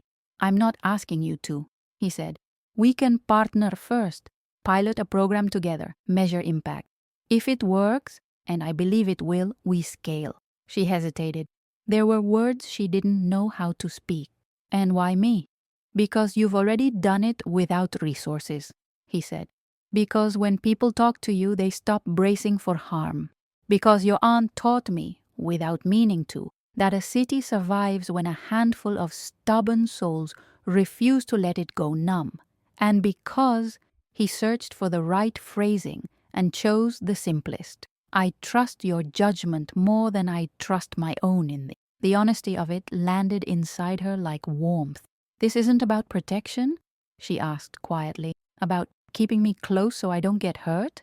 "It is," he admitted, unflinching, "but not the way you think." He turned to face her fully. "I don't want to hide you behind me. I want to stand beside you while you do what you were built to do. Protection isn't a wall. It's a promise." She let the silence sit, generous and real. He didn't rush her. He never did. The gull circled back. The fog thinned. A narrow blade of sun cut through the clouds and draped the river in silver. What would it look like? She asked finally, practical through the emotion. In detail. His mouth lifted a fraction like he'd hoped she would ask that. A chartered trust with an independent board. You choose the board, not me. Transparent audits, public impact reports, no leverage, no strings. If you ever feel my influence distorts your mission, you walk and you take the charter with you. She blinked. You'd give me that much power? I'd give the city that much power, he said. Through you. She didn't try to disguise her surprise. Most men in your position wouldn't surrender control. Most men in my position don't know how to let something outgrow them, he replied. I'm trying to learn. Clara felt something shift inside her. A click, a door opening. It wasn't just the generosity of the offer. It was the way he made room for her to be larger than his reputation. And security? She asked. She had to. Pragmatism was part of the calling. If we operate in neighborhoods where your name is known, people will assume things. I know, he said, which is why security is external, quiet, and answerable to you, not to me. They protect the spaces, not the brand. Discretion is the point. She nodded, absorbing the architecture of his idea, the way it made ethical sense. Funding, seed endowment large enough to sustain 5 years without additional sources, he said. After that, mixed model, small donors, art sales, modest sponsorships we can live with, and a permanent reserve you cannot touch without 2/3 board approval. Clara swallowed. You've thought through everything. Not everything, he said. I don't know what to call it. Her eyes softened. Names are easy, meaning is the hard part. He smiled slightly. Meaning is why I asked you here at dawn. It felt like the world needed to see us start this in the light. A breath she hadn't realized she was holding left her chest. Leon, this is unexpected, he finished. I know. Somewhere behind them, a jogger passed and offered a quick nod, unaware that a new thing had just been asked into existence. Clara touched the edge of her sketchbook. If I say yes, I need conditions. I assumed you would. First, the board must represent the communities we serve, she said. Not token seats. Real votes, real voices. Agreed. Second, we build slowly. Pilot 3 programs before we expand. A mobile studio for after-school art, a micro-grant for street performers to formalize their craft, and a mentorship circle for women running small creative spaces. Agreed. Third, she added, eyes holding his, no press under your name. If journalists come, the story is the work, not the benefactor. He nodded without hesitation. Done. And fourth, she said, the smallest tremor of vulnerability threading her voice. If at any point this starts to feel like protection more than purpose, I step back. You don't follow. He absorbed it with quiet gravity. Then I'll trust you to tell me when we're veering off course, and I'll listen. The river light grew brighter. The cold receded. She could feel the decision rooting itself, not as an impulse, but as a calling finally given a roof. I want this, she said at last. Not because it's yours, because it's right. Something unclenched in his shoulders, so subtle most people would have missed it. Thank you. She almost laughed at the simplicity of the exchange. We should write it down before one of us loses courage. I won't, he said, but there was humor in it now, evidence of a man who wanted to believe in beginnings. They walked to a nearby cafe that smelled like cinnamon and new pages. Leon produced a thin leather folder, of course he had one, and set 2 blank documents on the table. Clara smiled despite herself. He drafted a charter skeleton, but left the sections that mattered most empty: mission language, governance values, program priority. The restraint moved her more than any flourish could have. Together, he said, offering her the pen first. They began with the simplest line: to protect, nourish, and amplify the human capacity to create beauty in places starved of it. Clara wrote slowly, like each word needed to deserve its place. Leon read in silence, interrupting only to ask clarifying questions, always deferring when it came to tone. It took an hour to craft a paragraph that felt like truth. When they finished, she felt something she hadn't in years, peace dressed as purpose. "Now what?" he asked. "Now I find 3 women who have been keeping their neighborhoods alive with tape and borrowed paint," she said. "We give them stable floors to stand on." He exhaled a soft laugh. "I like the way you think." Her phone trembled on the table. An incoming message. The screen flashed a name she would rather have forgotten. Adrian. She didn't open it. Leon's gaze flicked to her face, not to the phone. "Do you need to take that?" "No," she said, turning the screen over. "If it's important, he'll find a better way to say it." Leon nodded, but the moment carried a slight echo, the knowledge that their past wasn't finished measuring itself against their future. They left the cafe and walked through the late morning bustle. Clara talked through first steps as if she'd been waiting to say them for years. A community audit, listening session, pop-up easels in the square with free paper and honest invitations. A small, dignified stipend for mentors who had taught for decades without ever calling it by its name. Leon listened, the boardroom disappearing from his posture. It wasn't that he became softer. It was that he looked relieved, like someone who had finally found a door that didn't lead to more doors. By afternoon, they had a short list of spaces to visit. The first was a modest studio above a laundromat where a widow taught teenagers how to fix broken frames and stretch canvas tight enough to hold a future. The second was an empty shopfront where a violinist rehearsed in winter because the acoustics forgave old strings. The third was a church basement that smelled like coffee and courage, where little hands painted with colors their parents could not afford. At each stop, Clara did the talking. Leon stayed just behind, present but not central, exactly as he had promised. He asked good questions. He noticed what needed fixing. He left no assurances he couldn't keep. When they reached the church, an elderly man with kind eyes greeted them at the door. "You're the one Margaret used to talk about," he said to Clara. "She said one day you'd come back with a way to help us breathe longer." Clara's hands found each other. "I don't know if I have that kind of power." "You don't need power," the man said. "You need patience." She glanced back at Leon. For once, power and patience stood on the same side of a doorway. They toured the basement, a crooked shelf, a cracked sink, a wall aching for light. Children's paintings taped in a collage that made rainbows out of scarcity. Clara traced the edges of each small masterpiece as if they were maps. "Do you hear it?" she asked quietly. "Hear what?" Leon said. "The sound of a future asking to be built." He did hear it, a hush between footsteps, a string warming under a child's hand, the kind of hope that doesn't shout because it's still learning to trust itself. They stepped outside into a late gold afternoon. Leon checked his watch, an old habit, and paused instead of moving on. "There's one more piece," he said. Clara braced without meaning to. "Go on." "I want to place the trust's headquarters in a neutral zone," he said. "Not in any district with history attached to my name.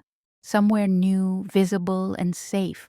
And I want the first exhibition to be your curation, stories from spaces that survived without permission." She was quiet a long time. "You realize what you're asking me to hold?" "I do," he said. "And I'm asking because I've watched you carry things that were never meant to be yours. It's time you carry something that is." The words landed like a key in a lock. She exhaled, and with it, a version of herself that had learned to keep dreams small. "Then we start today." They shook on it. No ceremony, no witnesses, just 2 people agreeing to build light where it had been rationed. Dusk softened the edges of the city. As Leon walked her home, Clara felt the world settle into a rhythm that wasn't quite certainty but was close enough to trust. They stopped at her door, both reluctant to end a day that had behaved like a vow. "Thank you," she said. "For what?" for asking me to choose something that isn't fear." He lowered his gaze for a moment, as if the compliment made him shy. "You made it easy. Nothing about today was easy." "True," he said, "but it was right." She almost reached for his hand, then chose to let the space between them say what hands could not. "Tomorrow? Early," he said. "We'll visit the studio above the laundromat and take measurements." She smiled. "I'll bring a tape and the courage to ask for free lumber. I'll bring a check and the courage to sign it without interfering." They parted with a look that had learned to be patient. Upstairs, Clara set her sketchbook on the kitchen table and began to outline a floor plan for a future. Her phone buzzed again, a steady insistence that pulled her back to the last closed chapter. A new message from Adrian. She opened it this time. "I know what he's doing," the text read, "and I know why he chose you. Meet me tomorrow at noon, or I'll make sure the board hears a version of the story you won't like." Clara felt the old chill climb her spine, the one that arrives when a door you locked from the inside opens anyway. She typed, deleted, then typed again. "If you have something to say it now." No response. Not for a minute. Not for 5. Then another message. Ask him about the grant he gave to the South Docks. Ask who he was protecting and what it cost. Her pulse climbed, but the fear didn't bloom like it used to. The past had a smaller room to haunt now. She looked at the sketchbook, then at the message, then at the window where the city breathed under a slate blue sky. She could hear Leon's voice, not words but the shape of his honesty. He would not run from questions. He had learned how to stay.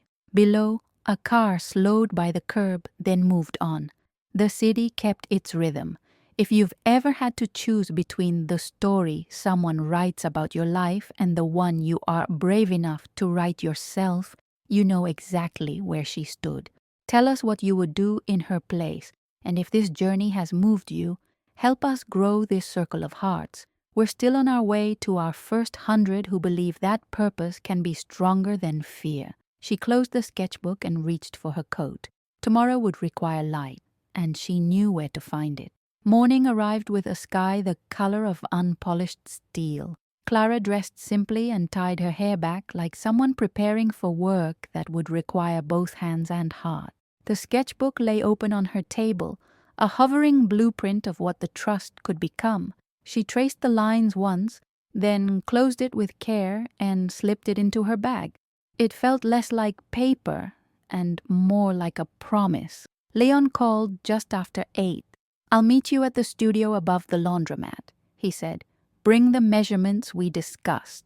"I will," she answered, "and there's something we need to talk about." "I know," he said. "We'll do it in the open." In the open?" "Sunlight," he replied. "It's the only thing that grows the right things." The day had that stretched quality of early winter, where the light looks thin but somehow sees more. By 10, they were measuring the crooked wall and laughing quietly at the absurd angle of a stair rail that refused to be straight. Leon held the tape steady.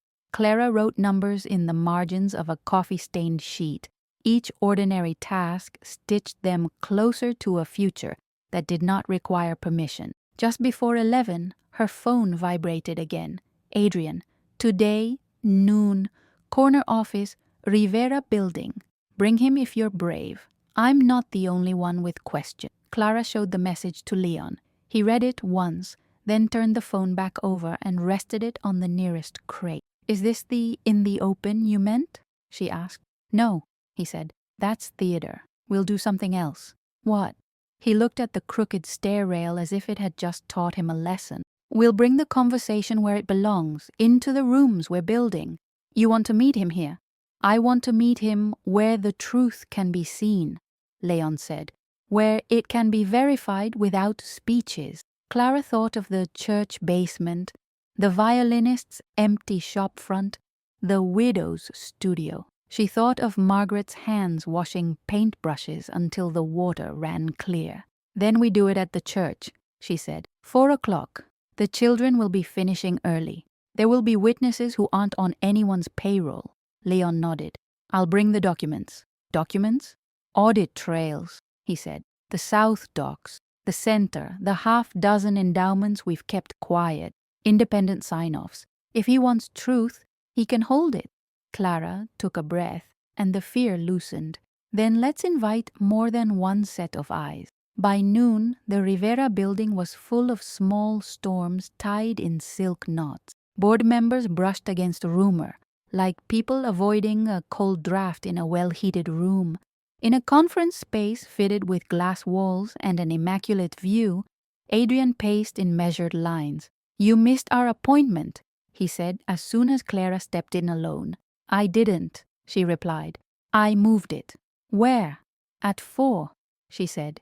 "We'll meet at St. Augustine's church basement. You'll have your answers. You can bring whoever you like." His expression flickered.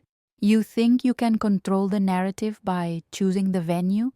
"No," Clara said.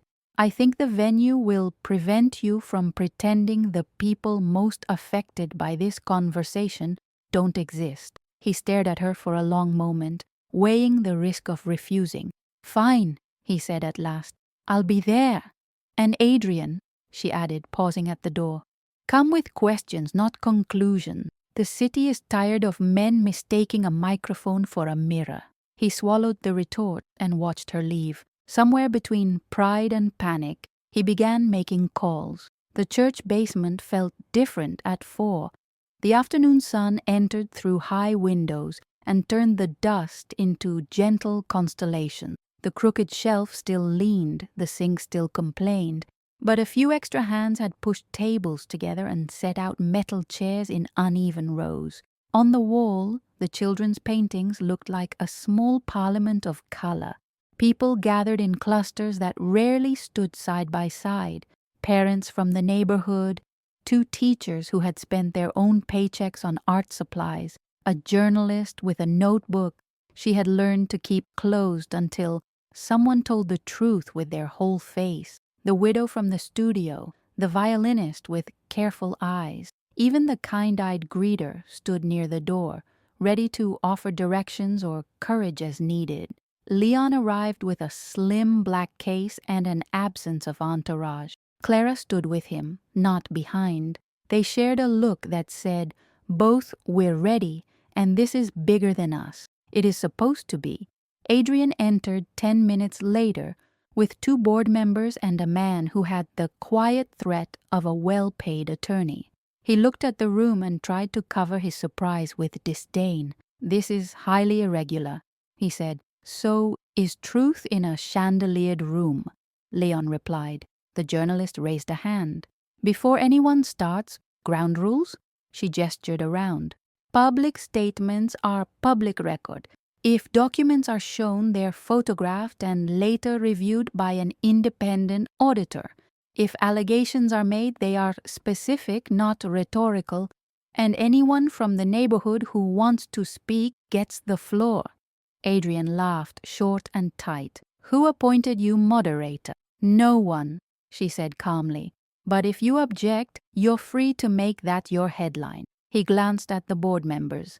Neither wanted to be the man who refused a fair process in a church. "Fine," Adrian said. "Ground rules." Leon set the black case on a table, opened it, and arranged folders with a care that suggested respect, not theater. "Let's start with the allegation," he said, "since you made it." Adrian straightened.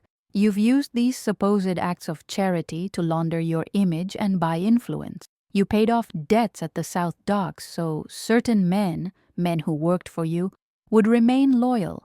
And now you are placing Miss Hayes as the public face of your new venture, giving the city a story to believe while you pull the strings." A murmur moved through the room.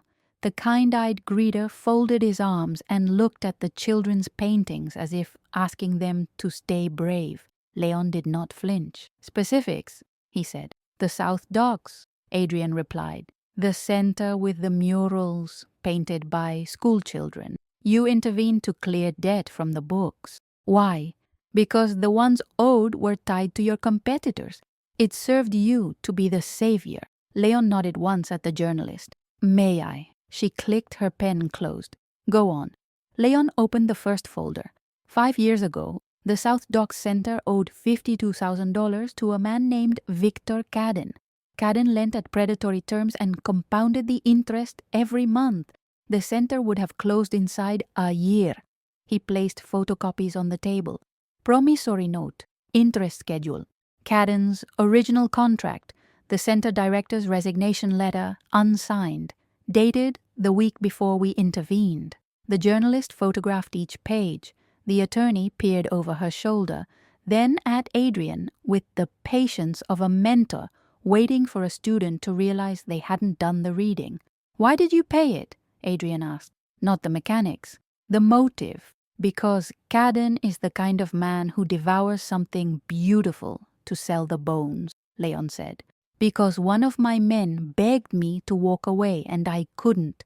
Because I stood in a room like this and the walls were covered in hope made by small hands, and I found out what I still believed about the world." Silence followed, not defensive, not triumphant, just a statement left in the light. Adrian forced a smile. "And to ensure your generosity would be remembered, you left your name off the paperwork? How convenient. Charity without accountability protects the benefactor." Leon slid another document forward. Independent transfer. Anonymous donor routed through a third-party foundation with a no-contact clause. The condition was simple. Board seats reserved for neighborhood representatives. Nobody loyal to me. Nobody paid by me. The journalist photographed again. The widow lifted her chin.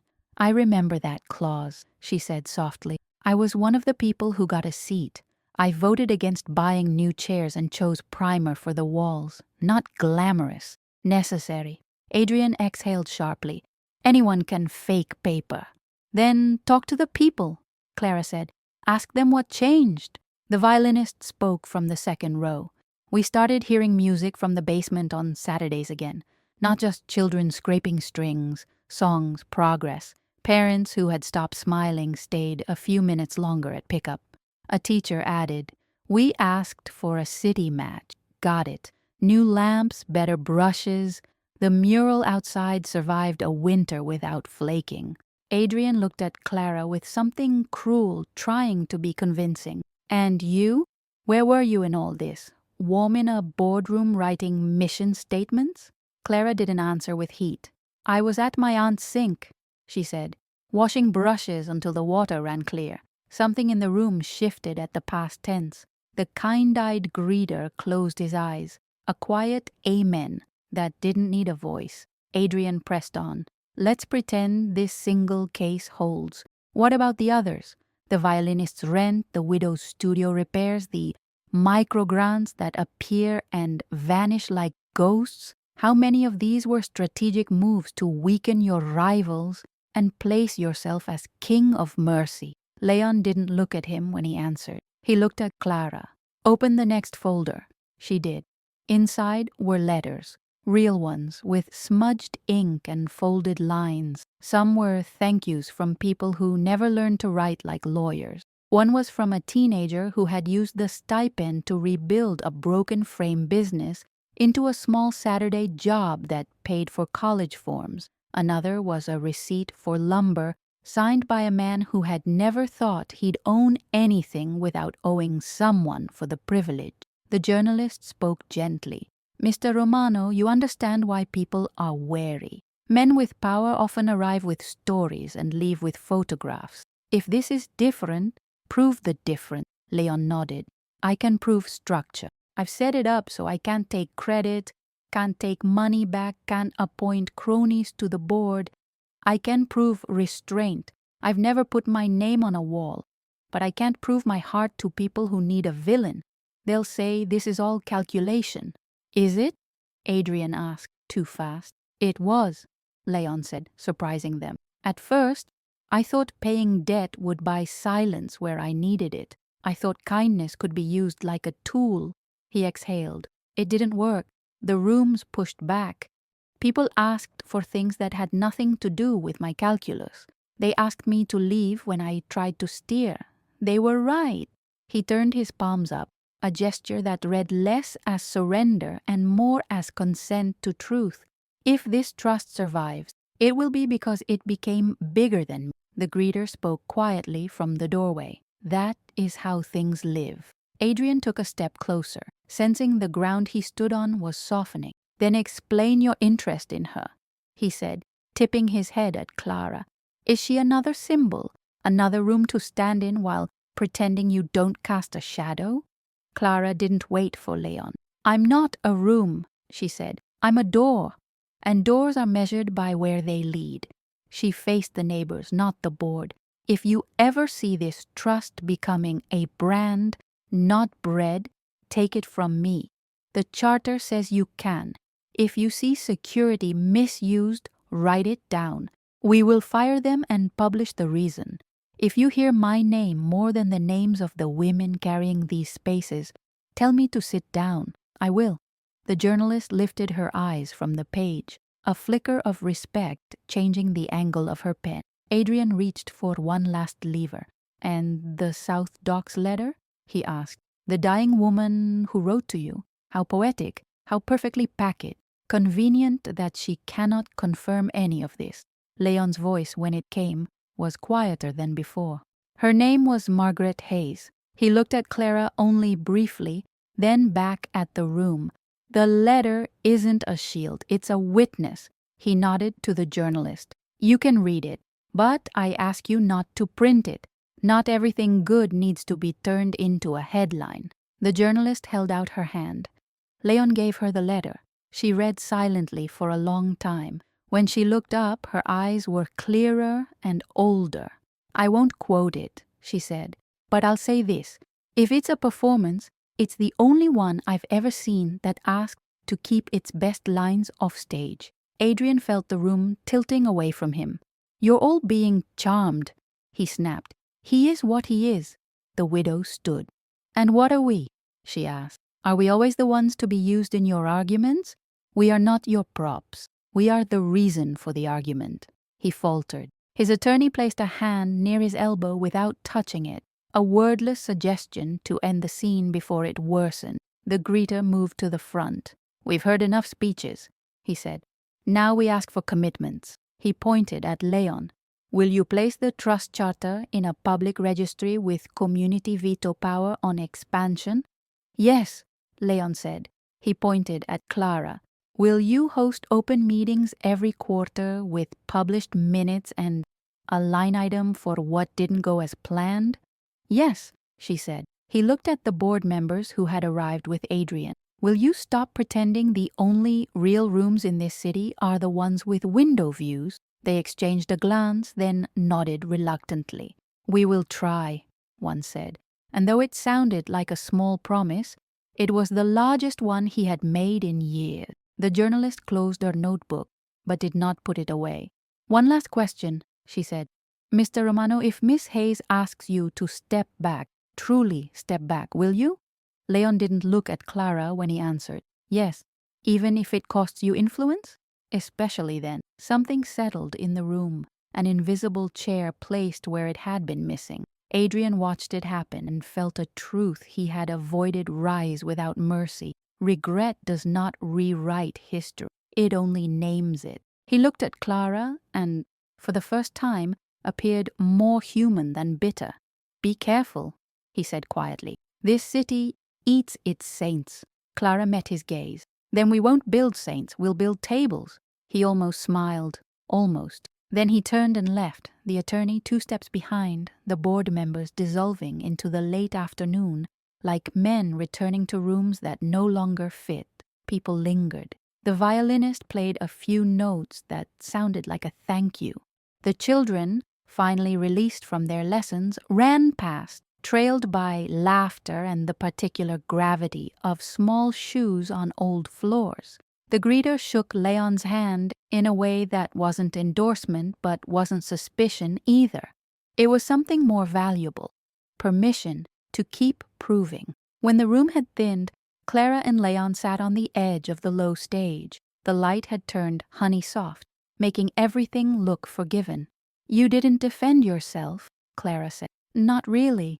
You just told the truth. It's harder to argue with, he said. Less efficient than a speech. Better for sleeping. She looked at him, a question rising that felt both tender and necessary. If they had turned on you, would you still have given them the charter? Yes. Why? Because my name was never supposed to be the lock, he said. Only the hinge. She laughed, surprised by the metaphor. That sounded almost poetic. I have terrible sources, he said. They include dead women with holy hands and a living one who refuses to be a symbol. She leaned back on her palms, eyes on the ceiling pipes that had once made the room sound like rain. Do you know what I kept hearing while you spoke? What? The sound of something clicking into place, not about you, about the work. Then let's make that sound again. They stayed until the light dissolved and the room returned to itself. At the door, the greeter pressed a key into Clara's palm. We found this extra in the desk, he said. It opens the supply closet. Nothing magic, just brooms and paint. I thought you might like to start with what's honest. She closed her fingers around the key. We will. Outside, the sky blushed and then darkened. They walked without hurrying, neither eager to break the quiet that had grown between them like a shelter.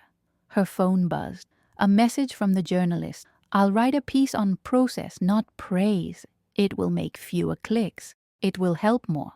Clara showed it to Leon. He nodded once, grateful in a way that did not need words. At the corner they paused. The air tasted like cold stone and bread from the bakery 2 doors down.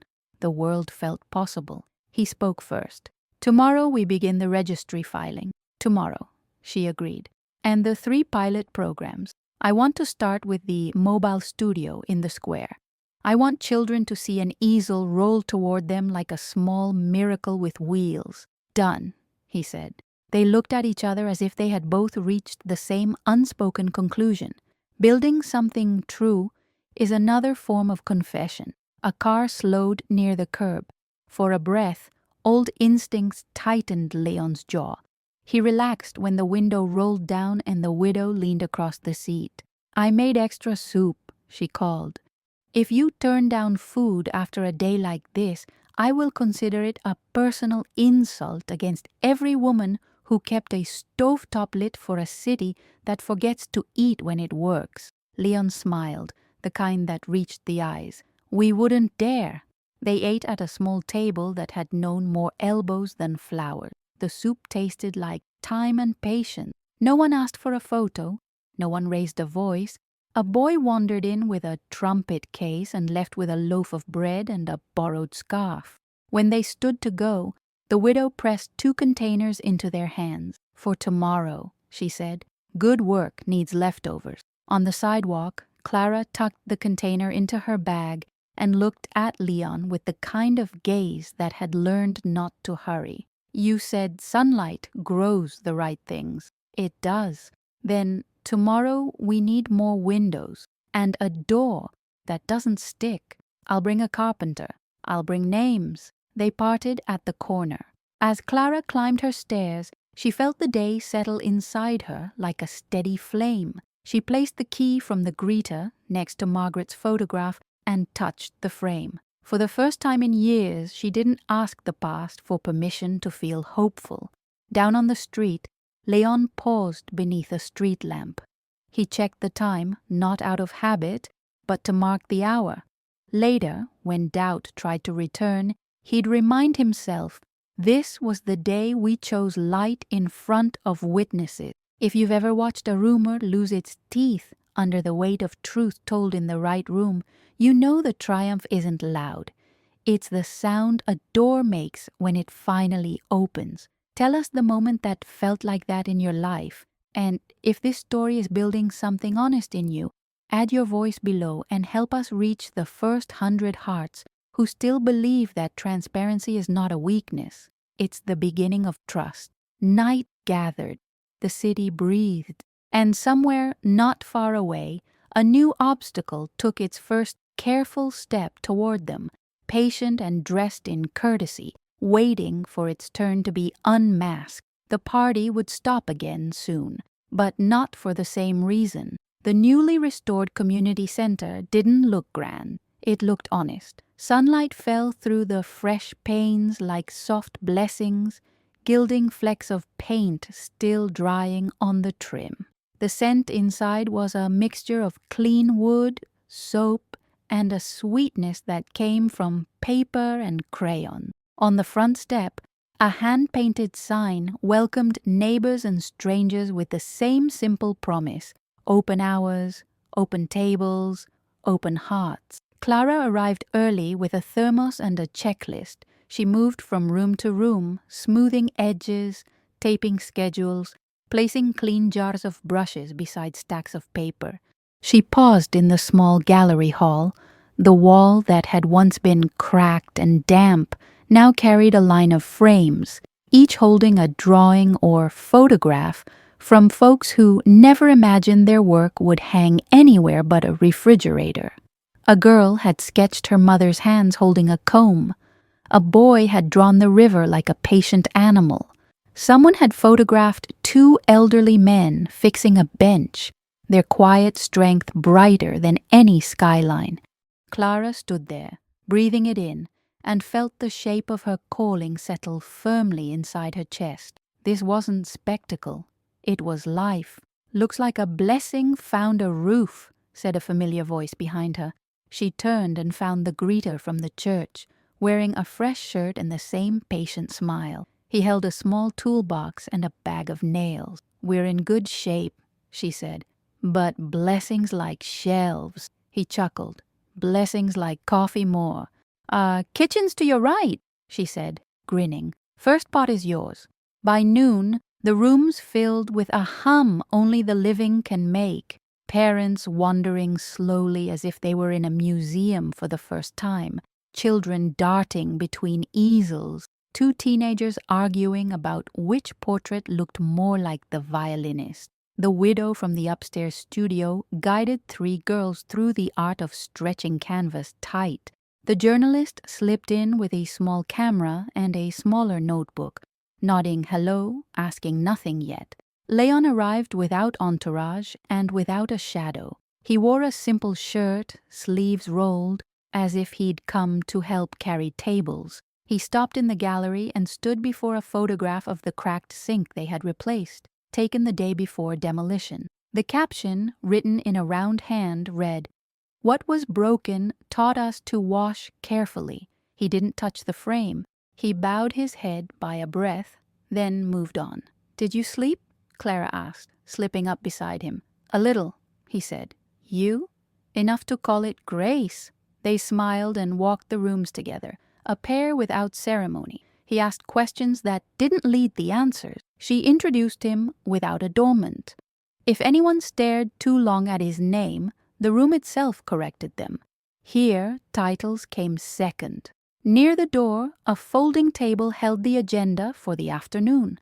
At 3, a listening circle, the kind where anyone could speak and anyone could be heard. At 4, the first unveiling, a mural made of pieces painted by 30 different hands. At 5, a small concert of borrowed instruments for anyone who wanted to play what they remembered. Nothing about the schedule screamed event. Its side community. By 2, more people had arrived. Board members, teachers, curious neighbors.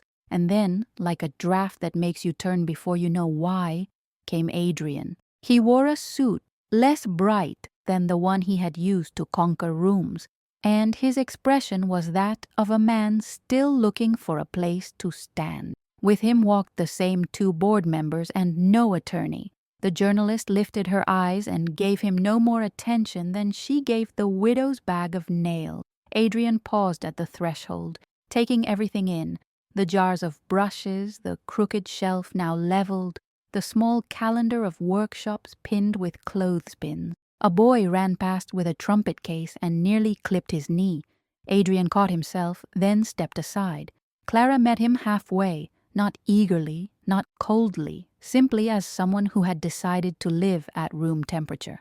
"Welcome," she said. "So, this is it," he replied, scanning the space. "It is," she said. "What people can do when they're given permission to keep being people." He inhaled to speak and exhaled silence instead. In that moment of restraint, the room did something for him it had never done before.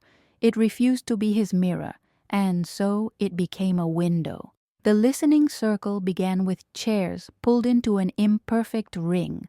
No podium, no dais, just knees and voices.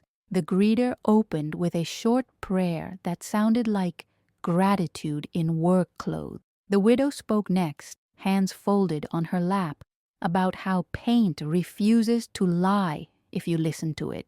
The violinist shared how a single, steady place to rehearse had made his bow hand stop shaking. A teenager, the one who'd written the caption about the sink, talked about how measuring shelves and cutting straight lines made him feel like the world might one day fit. Then the journalist cleared her throat. "I'm not here to tell you who's right," she said. "I'm here to write how you made it right.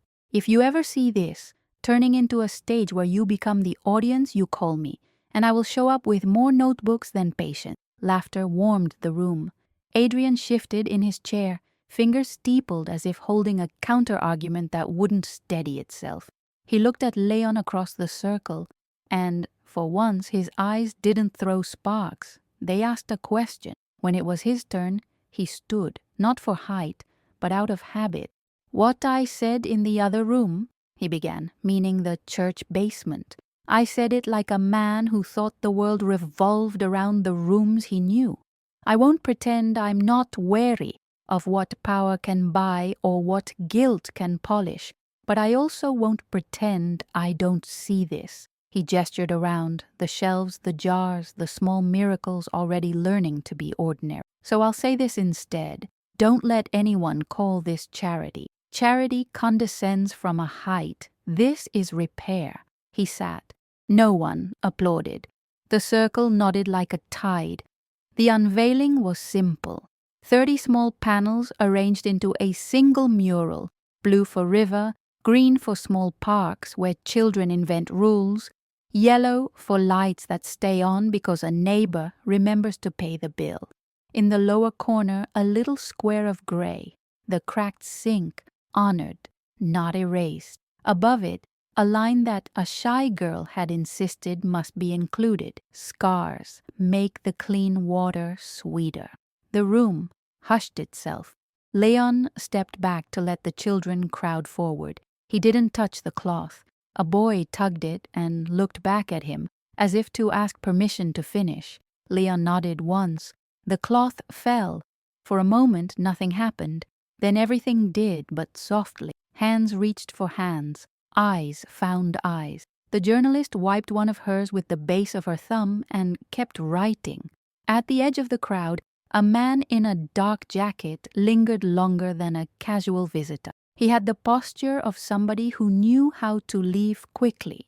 His eyes moved with the lithe calculation of someone paid to notice. Leon noticed him noticing. The man glanced once at Leon, then at Clara, then at the small lockbox behind the folding table, where donations were being collected for after-school snacks and light bulbs. He said nothing out loud, but his smile didn't match the room.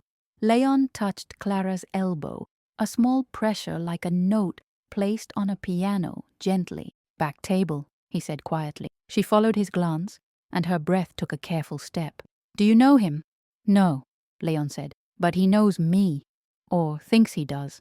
"Do we do anything?" she asked. "We keep the room," he said, "and if we need to, we widen the circle."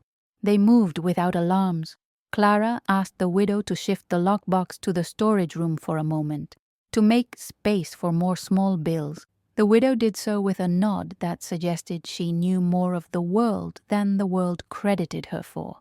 The greeter positioned himself by the door with a welcome so warm it could have been mistaken for an usher's smile, but his eyes watched like a lighthouse. The man in the jacket drifted toward the mural, then toward the sign-in sheet, then back toward the gallery frame. He never looked too long at one thing. He never looked too long away from the door. Then he spoke, not to Leon, not to Clara, but loud enough. How much of this was paid to buy forgiveness? How much to make sure the right people keep quiet when the wrong people get loud? The room leaned, a ship reading the wind. Leon stepped forward, measured, not theatrical. If you have a question, ask it with a name. I have names, the man said, eyes glinting. Old Debt, South Docks, the kind that doesn't disappear without a price. We paid it in daylight, Leon said, in this kind of room, without asking anyone to change their language first. The man's smile tightened. And now you build temples to tell the city you're harmless. Clara spoke before Leon could. This is not a temple, she said. It's a table. And tables ask what you can bring, not who you pretend to be. He took a step closer, not threatening, but close enough to try a trick men sometimes try in rooms led by women. And if the city asks for your receipts, they're on the table, she said. They've always been. The journalist moved between the man and the lockbox like a person who had learned to conduct traffic with a microphone she didn't need. If you want documents, stand in the line with everyone else who came here to learn before they judged. He looked at her badge, then at the board members, measuring odds. The greeter spoke, not softly now, but kindly. Son, if you came to break the room, you're late. We've been broken plenty. What we do now is mend. Laughter arrived like relief. The man in the jacket didn't join. He tried again, this time pointing at Leon. You can't mend with hands like his. Leon met his gaze. You're right, he said, which is why mine hold the nails while they swing the hammer. A child's voice piped up from the front row, innocent and absolute. Mister, did you come to paint? If you didn't, can you move? I can't see. The room smiled. The man in the jacket glanced toward the door, as if suddenly remembering the time. He smoothed his sleeve and nodded as if he had decided to be generous and leave his target in peace. But as he turned, he brushed a shoulder hard against a frail frame on purpose. Leon moved, not fast, not sharp, but with a hand out to steady the person jostled, who turned out to be the widow. His touch was gentle.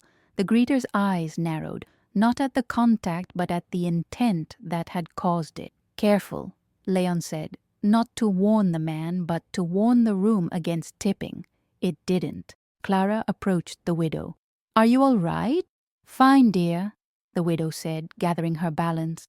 I've walked through narrower doors than this and lived to decorate both sides. The man in the jacket left without another word. He had come to tilt the story. The story refused to be an object. The concert began without fanfare. A boy tried 3 notes and then 5.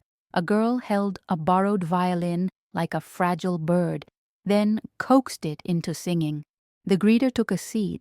The journalist put down her pen, and even the board members sat with their shoulders released from their ears. Repair makes its own audience. At the back of the room, near the door, Adrian stood with his hands in his pockets, watching the way Leon stayed beside the instruments but never touched them. How Clara moved through the room like someone who had finally stopped apologizing for the size of her light. When the music paused, he walked over. Whoever sent that man, Adrian said, not accusatory, not quite defensive. He didn't come to ask questions. No, Leon agreed. He came to collect doubt. Adrian studied him. Are you going to trace it back? No, Leon said. I'm going to keep building rooms that don't echo. Adrian nodded, and it was one of the first honest gestures the room had seen him make. Then, I'll stand out of the way. You could stand in the way, Clara said. But it would only teach the children that men defend their old reflections when they're scared of new windows. He accepted the truth without flinching. I earned that. You did, she said. And you're here anyway, so earn this too. When the board asks whether what started today can endure, tell them endurance looks like this. She gestured at smallness turned sacred, a boy figuring out a scale, a mother smiling at the mural, the key from the greeter glinting on a lanyard like an ordinary star. Adrian released a breath he might have been holding since he arrived. I will. The last piece of the afternoon was not written on the schedule. It happened because the room asked for it. The widow stepped to the front, cleared her throat, and said, We have work that needs hands. If you have 2, bring them. If you have one, bring it twice. If you have none, bring your voice. She pointed to Leon and Clara without looking at them. You two stand over there. They did. Then the widow turned to the room. If you believe this belongs to you, walk to them and tell them what you need. One thing. So this place will keep standing. The line formed like a river chooses a path it always knew was there. A father asked for more lamps. A girl asked for a lock on the closet so brushes won't disappear. The violinist asked for sheet music, stands, gently used or new if luck allows.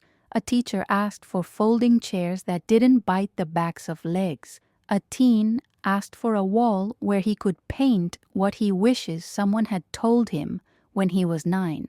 Leon wrote each request down like a contract. Clara repeated each one aloud to make sure she had it right.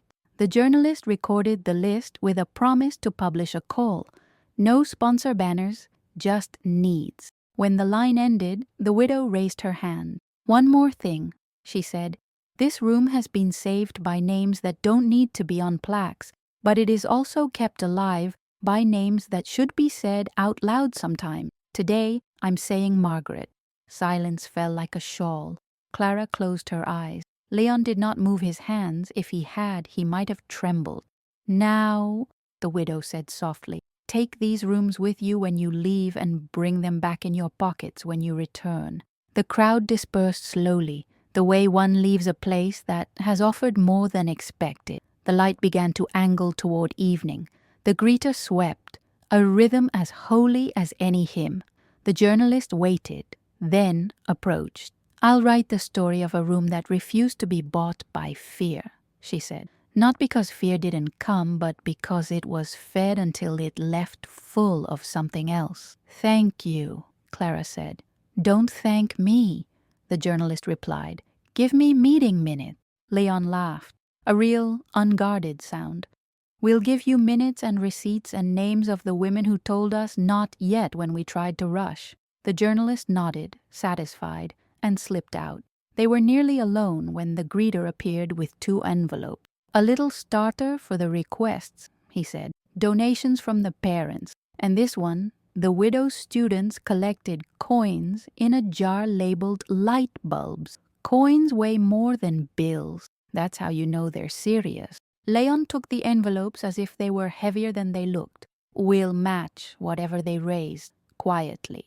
Not quietly, Clara said. Clearly, they need to see cause and effect. Post the numbers on the bulletin board in marker with dates and initials. Put the first receipt next to the last one. Let them see the arc. He looked at her, and something moved behind his eyes, something that looked like pride without ownership. You were born to keep rooms honest. You were born to keep them safe, she said. He looked around the hall, the frames, the mural, the table where the lockbox had sat, and you were born to fill them. Together then, she said. Together, he echoed. They stood facing each other with a quiet that wanted to become something but didn't demand it. Not yet. The promise of their love had already been spoken in 100 small acts. The word would come when it was ready. Outside, the sky bruised into violet. A breeze carried the last song of the afternoon down the corridor, a simple melody played by unsure fingers that had found, at last, a place to be wrong until right. Clara touched his sleeve lightly. There's one thing I haven't asked. Ask. If this trust demands that you step back someday, really step back, will you let me go first? He understood at once. Yes, he said. And I'll lock the door behind you so you don't have to worry about who follows. She smiled, and it wasn't a delicate thing. It was strong, the kind of smile people wear when they have run out of reasons to apologize for breathing. Then, she said, come with me to the bulletin board. We have to write a list that will keep us honest tomorrow. They walked to the corkboard near the entrance. In thick black marker, Clara printed, What we promised today. Lampshade music, stands folding chairs that don't bite a lock, that works a wall for 9-year-old truths, Leon added, in small script beneath, and a door that opens without sticking. He stepped back. There, he said, sunlight. Clara looked at the list, then at him. We forgot one. She uncapped the marker and wrote, "And we won't let fear be the narrator." They stood there, shoulder to shoulder, reading their vows in ordinary ink. When she turned toward him, the moment found its not a kiss to defy a crowd, not a staged embrace, just the look two people share when they realize that every room they've built together has been, in its quiet way, a cathedral. And then the door opened, and the man in the jacket returned. He carried no swagger now. He carried a camera, expensive, heavy, dangling from his hand like a weapon he'd lost the right to use. Behind him stood two people who did not look like his kind, an older woman with careful eyes and a boy holding a notebook. "I came back," the man said, his voice different, stripped, "because they asked me to bring you this." He lifted the camera and pressed it into the widow's hands, who had approached with the greeter. "For the gallery," he said, "I took pictures of people who never got to see themselves on a wall. I've been selling them for years. I want to give the files back to where they belong." No one spoke. Then the boy with the notebook stepped forward. "He said I could learn how to use it," the boy said. "If you'll let me." Clara felt her eyes sting. Leon looked at the man in the jacket, saw the same calculation, but this time pointed inward. A man auditing himself. "What changed your mind?" Leon asked. The man glanced at the mural, at the gray square honoring the sink. "The scar," he said. The greeter took the camera with tender practicality. "We'll need a lock for the cabinet," he said, "and a sign that says, 'Ask before you borrow.'" "Already on the list," Leon murmured.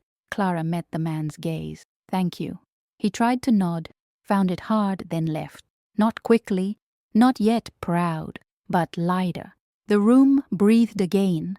The day, which had started with the softness of morning, ended with the firmness of a vow. At the door, Leon paused. "We protected something today."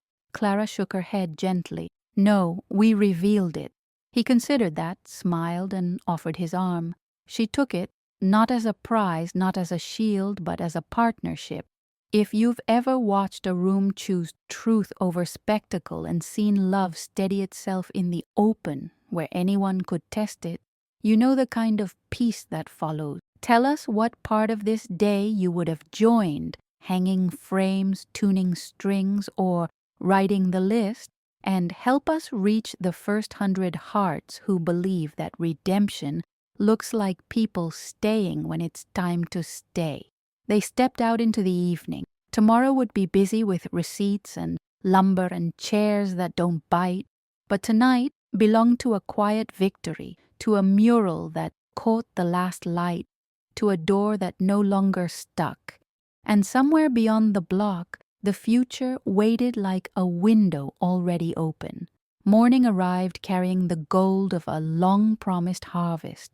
The community center breathed in the quiet before the day's footsteps, the walls still holding last night's music, as if sound could linger like sunlight on skin. Clara unlocked the front door and stepped into the hush with the familiarity of someone entering a chapel. The bulletin board greeted her first. Lamps, stands, chairs that don't bite, a lock that works, a wall for 9-year-old truths, and a door that opens without sticking, each line like a vow written in ordinary ink. She ran her fingers over the list and smiled. Someone had added a new line in small, careful handwriting, a place to keep our names safe without hiding them. "Good," she whispered. "We'll need that." The day began with small duties that weren't small at all. She checked the supply closet, now secured with a new lock that turned smoothly in her hand. She laid out fresh paper on 3 tables and sharpened a cup of pencils. She placed a jar on the sign-in table with a hand-lettered label. "Tell us what you need so this room can keep you." And then she did what Margaret had done long ago. She washed the brushes, cold water, then warm, then a final rinse until the bristles released what they'd been asked to carry. She set them upside down in a rack by the window, where the first sun could bless them dry. Leon arrived while the brushes were dripping light. "You beat me," he said. the tiredness of a long week smoothed by the kind of quiet that follows an honest victory. Someone had to speak to the tools, she answered, teasing. They're the ones doing the heavy lifting. He set a canvas bag on the counter. Receipts. 2 lamp orders placed. 5 used music stands found through the school district. 30 folding chairs reserved. Tested for non-biting. She laughed. The city will thank you for protecting its knees. He leaned against the counter and watched her hands. You start the day the way you end it. How's that? By cleaning what made beauty yesterday so it can make it again. She glanced at him and found no performance in his face. That's all this place is, Leon. A room that remembers how. The door opened and people began to arrive in the kind of wave that makes a day feel consecrated. The widow with a tin of pastries that tasted like courage and sugar. The violinist with a stack of photocopied scales and a shy smile. The greeter with his box of nails and the news that the bakery 2 doors down would donate bread every Friday. Because bread is the shape of yes. Children tumbled in with trumpet cases and stories. Teenagers hovered near the mural, trying to look unimpressed and failing. A mother came with a tired baby and left with a chair, a cup of coffee, and the sound of a lullaby played on a borrowed piano. By late morning, the center felt like a city inside a city, one where people paused before speaking, where questions arrived before instructions, where the youngest learned to ask for tape without apology, and the oldest learned to let someone else climb the ladder. Around noon, the journalist returned with 2 colleagues and a small stack of printed flyers. She pinned one to the bulletin board. Community trust, public meeting minutes, audit summaries, and request ledger available here each month. Underneath, a line in bold. We record failures too. Leon read it, then looked at Clara. You'll scare people by telling the truth that loudly. We'll attract the ones who aren't afraid of it, she said. The day wore on, orderly and alive. When deliveries arrived, the lamps first, then the stands, Leon signed for them and let the teenagers do the hauling. They handled the boxes like proof. The greeter supervised the lamp assembly with the authority of a man who had outlived 100 dim rooms and refused to make another. The widow drew a chalk line on the floor to measure where the chairs should go, and 2 little boys solemnly paced it like surveyors of a tiny country. Just before 2, the boy who'd asked to learn the camera came in wearing a backpack too big for his shoulders and a seriousness too old for his face. He looked at Clara, then at Leon. Is now okay? He asked softly. It's perfect, Clara said. Let the light teach you. Leon opened the case as if it held something alive. He showed the boy how to cradle the camera, how to breathe before pressing the shutter, how to see not just what was there but what was true. The boy's first picture was out of focus. The second caught the greeter's hands mid-gesture. 2 honest birds. The third, somehow, found the widow's smile in the reflection of a metal chair, bright as a sunrise on chrome. That one, Leon said. Keep that one. You can have it, the boy replied. No, Leon said gently. Put it on the wall. Sign your name. The boy blinked. On the front. On the front, Clara said, where it will teach someone else to be brave. At 3, the first open studio began.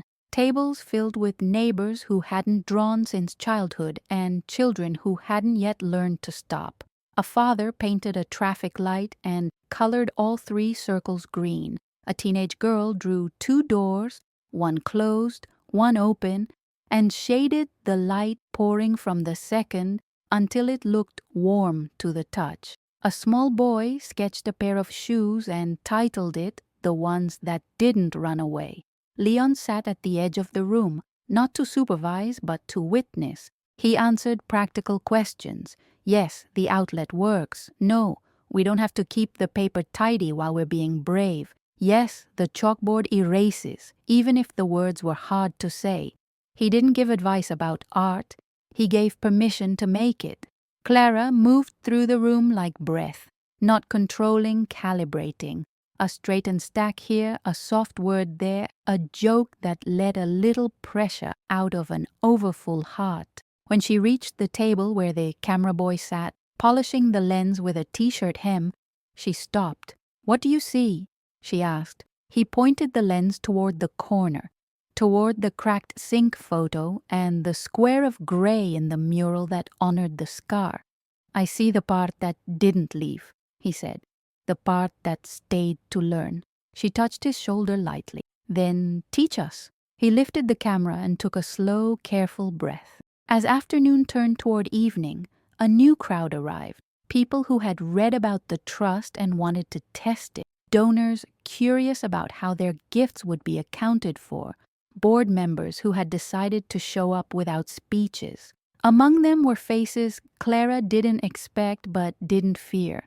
A city councilwoman with a notebook and no aides, a teacher from a different district with a box of chalk, the bakery owner with flour on his sleeves. Adrian came too, this time without anyone at his shoulder. He didn't hover at the threshold. He walked in, signed the ledger, and took an empty chair near the wall with the requests list. He read each line as if they were poems, then took out his phone, not to text, but to send 3 emails that would make 3 line items disappear before the month was over. He did not announce it. The work would show up as chairs that don't bite and a lock that truly locks. That would be praise enough. At 5, the room stilled for the evening's dedication. Not a ceremony so much as a promise spoken aloud so the walls could hold it. The greeter stood with a hand on the doorframe, the way a captain does before the first voyage. The widow took Clara's hand. Leon stepped back. Clara looked out at faces that had become a chorus. She thought of Margaret's letter, of the South Docks, of the day Leon had said yes in front of witnesses, and of the night she had learned she didn't have to run anymore. "This place doesn't belong to a story that needs a hero," she said. "It belongs to the people who choose to stay. We aren't here to be saved or to save anyone. We're here to work, to record what worked and what didn't, to feed the future with receipts and mercy." She pointed to the bulletin board. "If your name goes on this list, it's because you asked for something honest. If your name goes on the receipts, it's because you gave what you could. If your name doesn't go anywhere, you are still welcome to sit, sing, paint, and be seen." She looked at Leon then, only for a moment, but long enough for him to feel the word she didn't say. "Thank you." The councilwoman raised a hand. "One question," she said. "Who signs the first official ledger?" Clara smiled and held up a pen. "Everyone who used a chair today." The laughter that followed sounded like a sheet torn in half, the bad kind of formality falling away to reveal something usable underneath. And then came the moment no one planned and everyone needed. A young mother stood, her baby asleep against her shoulder, and said in a voice that just barely trembled, "Can we, before the music, say the names of the rooms we came from, so this one can learn how to hold us?" The greeter nodded. "Yes," he said. "Yes, that." They went around, not in order, not by rank, but by courageous impulse. The laundromat studio, the church basement, the shop front with the forgiving acoustics, a kitchen table where a boy had drawn maps for 3 winters straight, a bus stop where a woman had written a poem on a receipt and almost threw it away, a classroom that had almost closed, a hallway that had held too many arguments and was now being repainted by quiet hands and the color patience. Clara spoke last. "My aunt's sink," she said, "where brushes remembered how to let go." Leon didn't add a room. He added a sentence. "The one we're building now, the one that will be here when none of us need it anymore. And because of that, someone else will." Silence followed, then a single, sure note from the violin. The evening concert began not with a piece anyone knew, but with a melody that grew as more hands joined it. A trumpet found the violin's line and walked beside it. A piano, hesitant, then brave, laid down a path of simple chords. A human voice hummed, untrained and perfect. The room didn't just listen, it became the instrument. As the music rose, the boy with the camera moved through the crowd, capturing faces full of attention, hands that folded without fear, the ledger with signatures from people who didn't think their names had belonged in rooms like this. He took a picture of the door, open, finally, without sticking. The lights from the new lamps warmed the edges of frames, the stands held their notes, the chairs didn't bite, and on the far wall, space had been cleared, a fresh expanse of white awaiting the truths a 9-year-old would one day write in letters that had learned to forgive their own size. The final song stilled the world. When it ended, no one rushed to clap. They breathed first, like swimmers who had found the shore and wanted to honor the ocean before celebrating the sand. Then applause, real, relieved, grateful, rolled across the room. Children laughed. The widow wiped her eyes but didn't hide it. The greeter said nothing and looked like a man who had witnessed weather change. Leon turned to Clara and found her already looking up at him. "What did you hear?" he asked softly. "Tomorrow," she said. He took her hand. No theater, no pause to see who watched. "Then we'll meet it."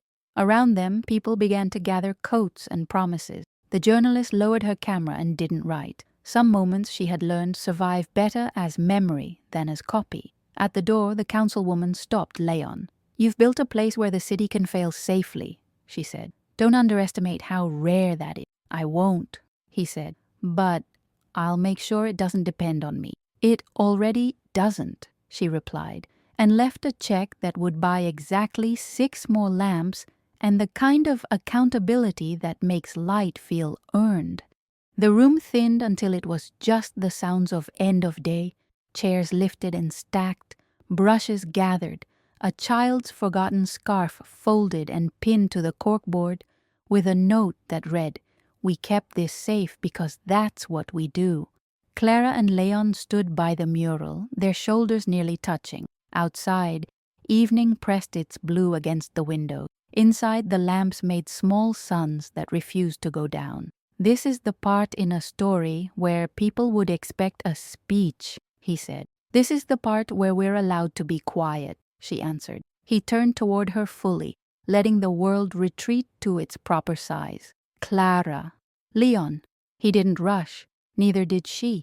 The kiss, when it came, was not triumphant or dramatic. It was grateful.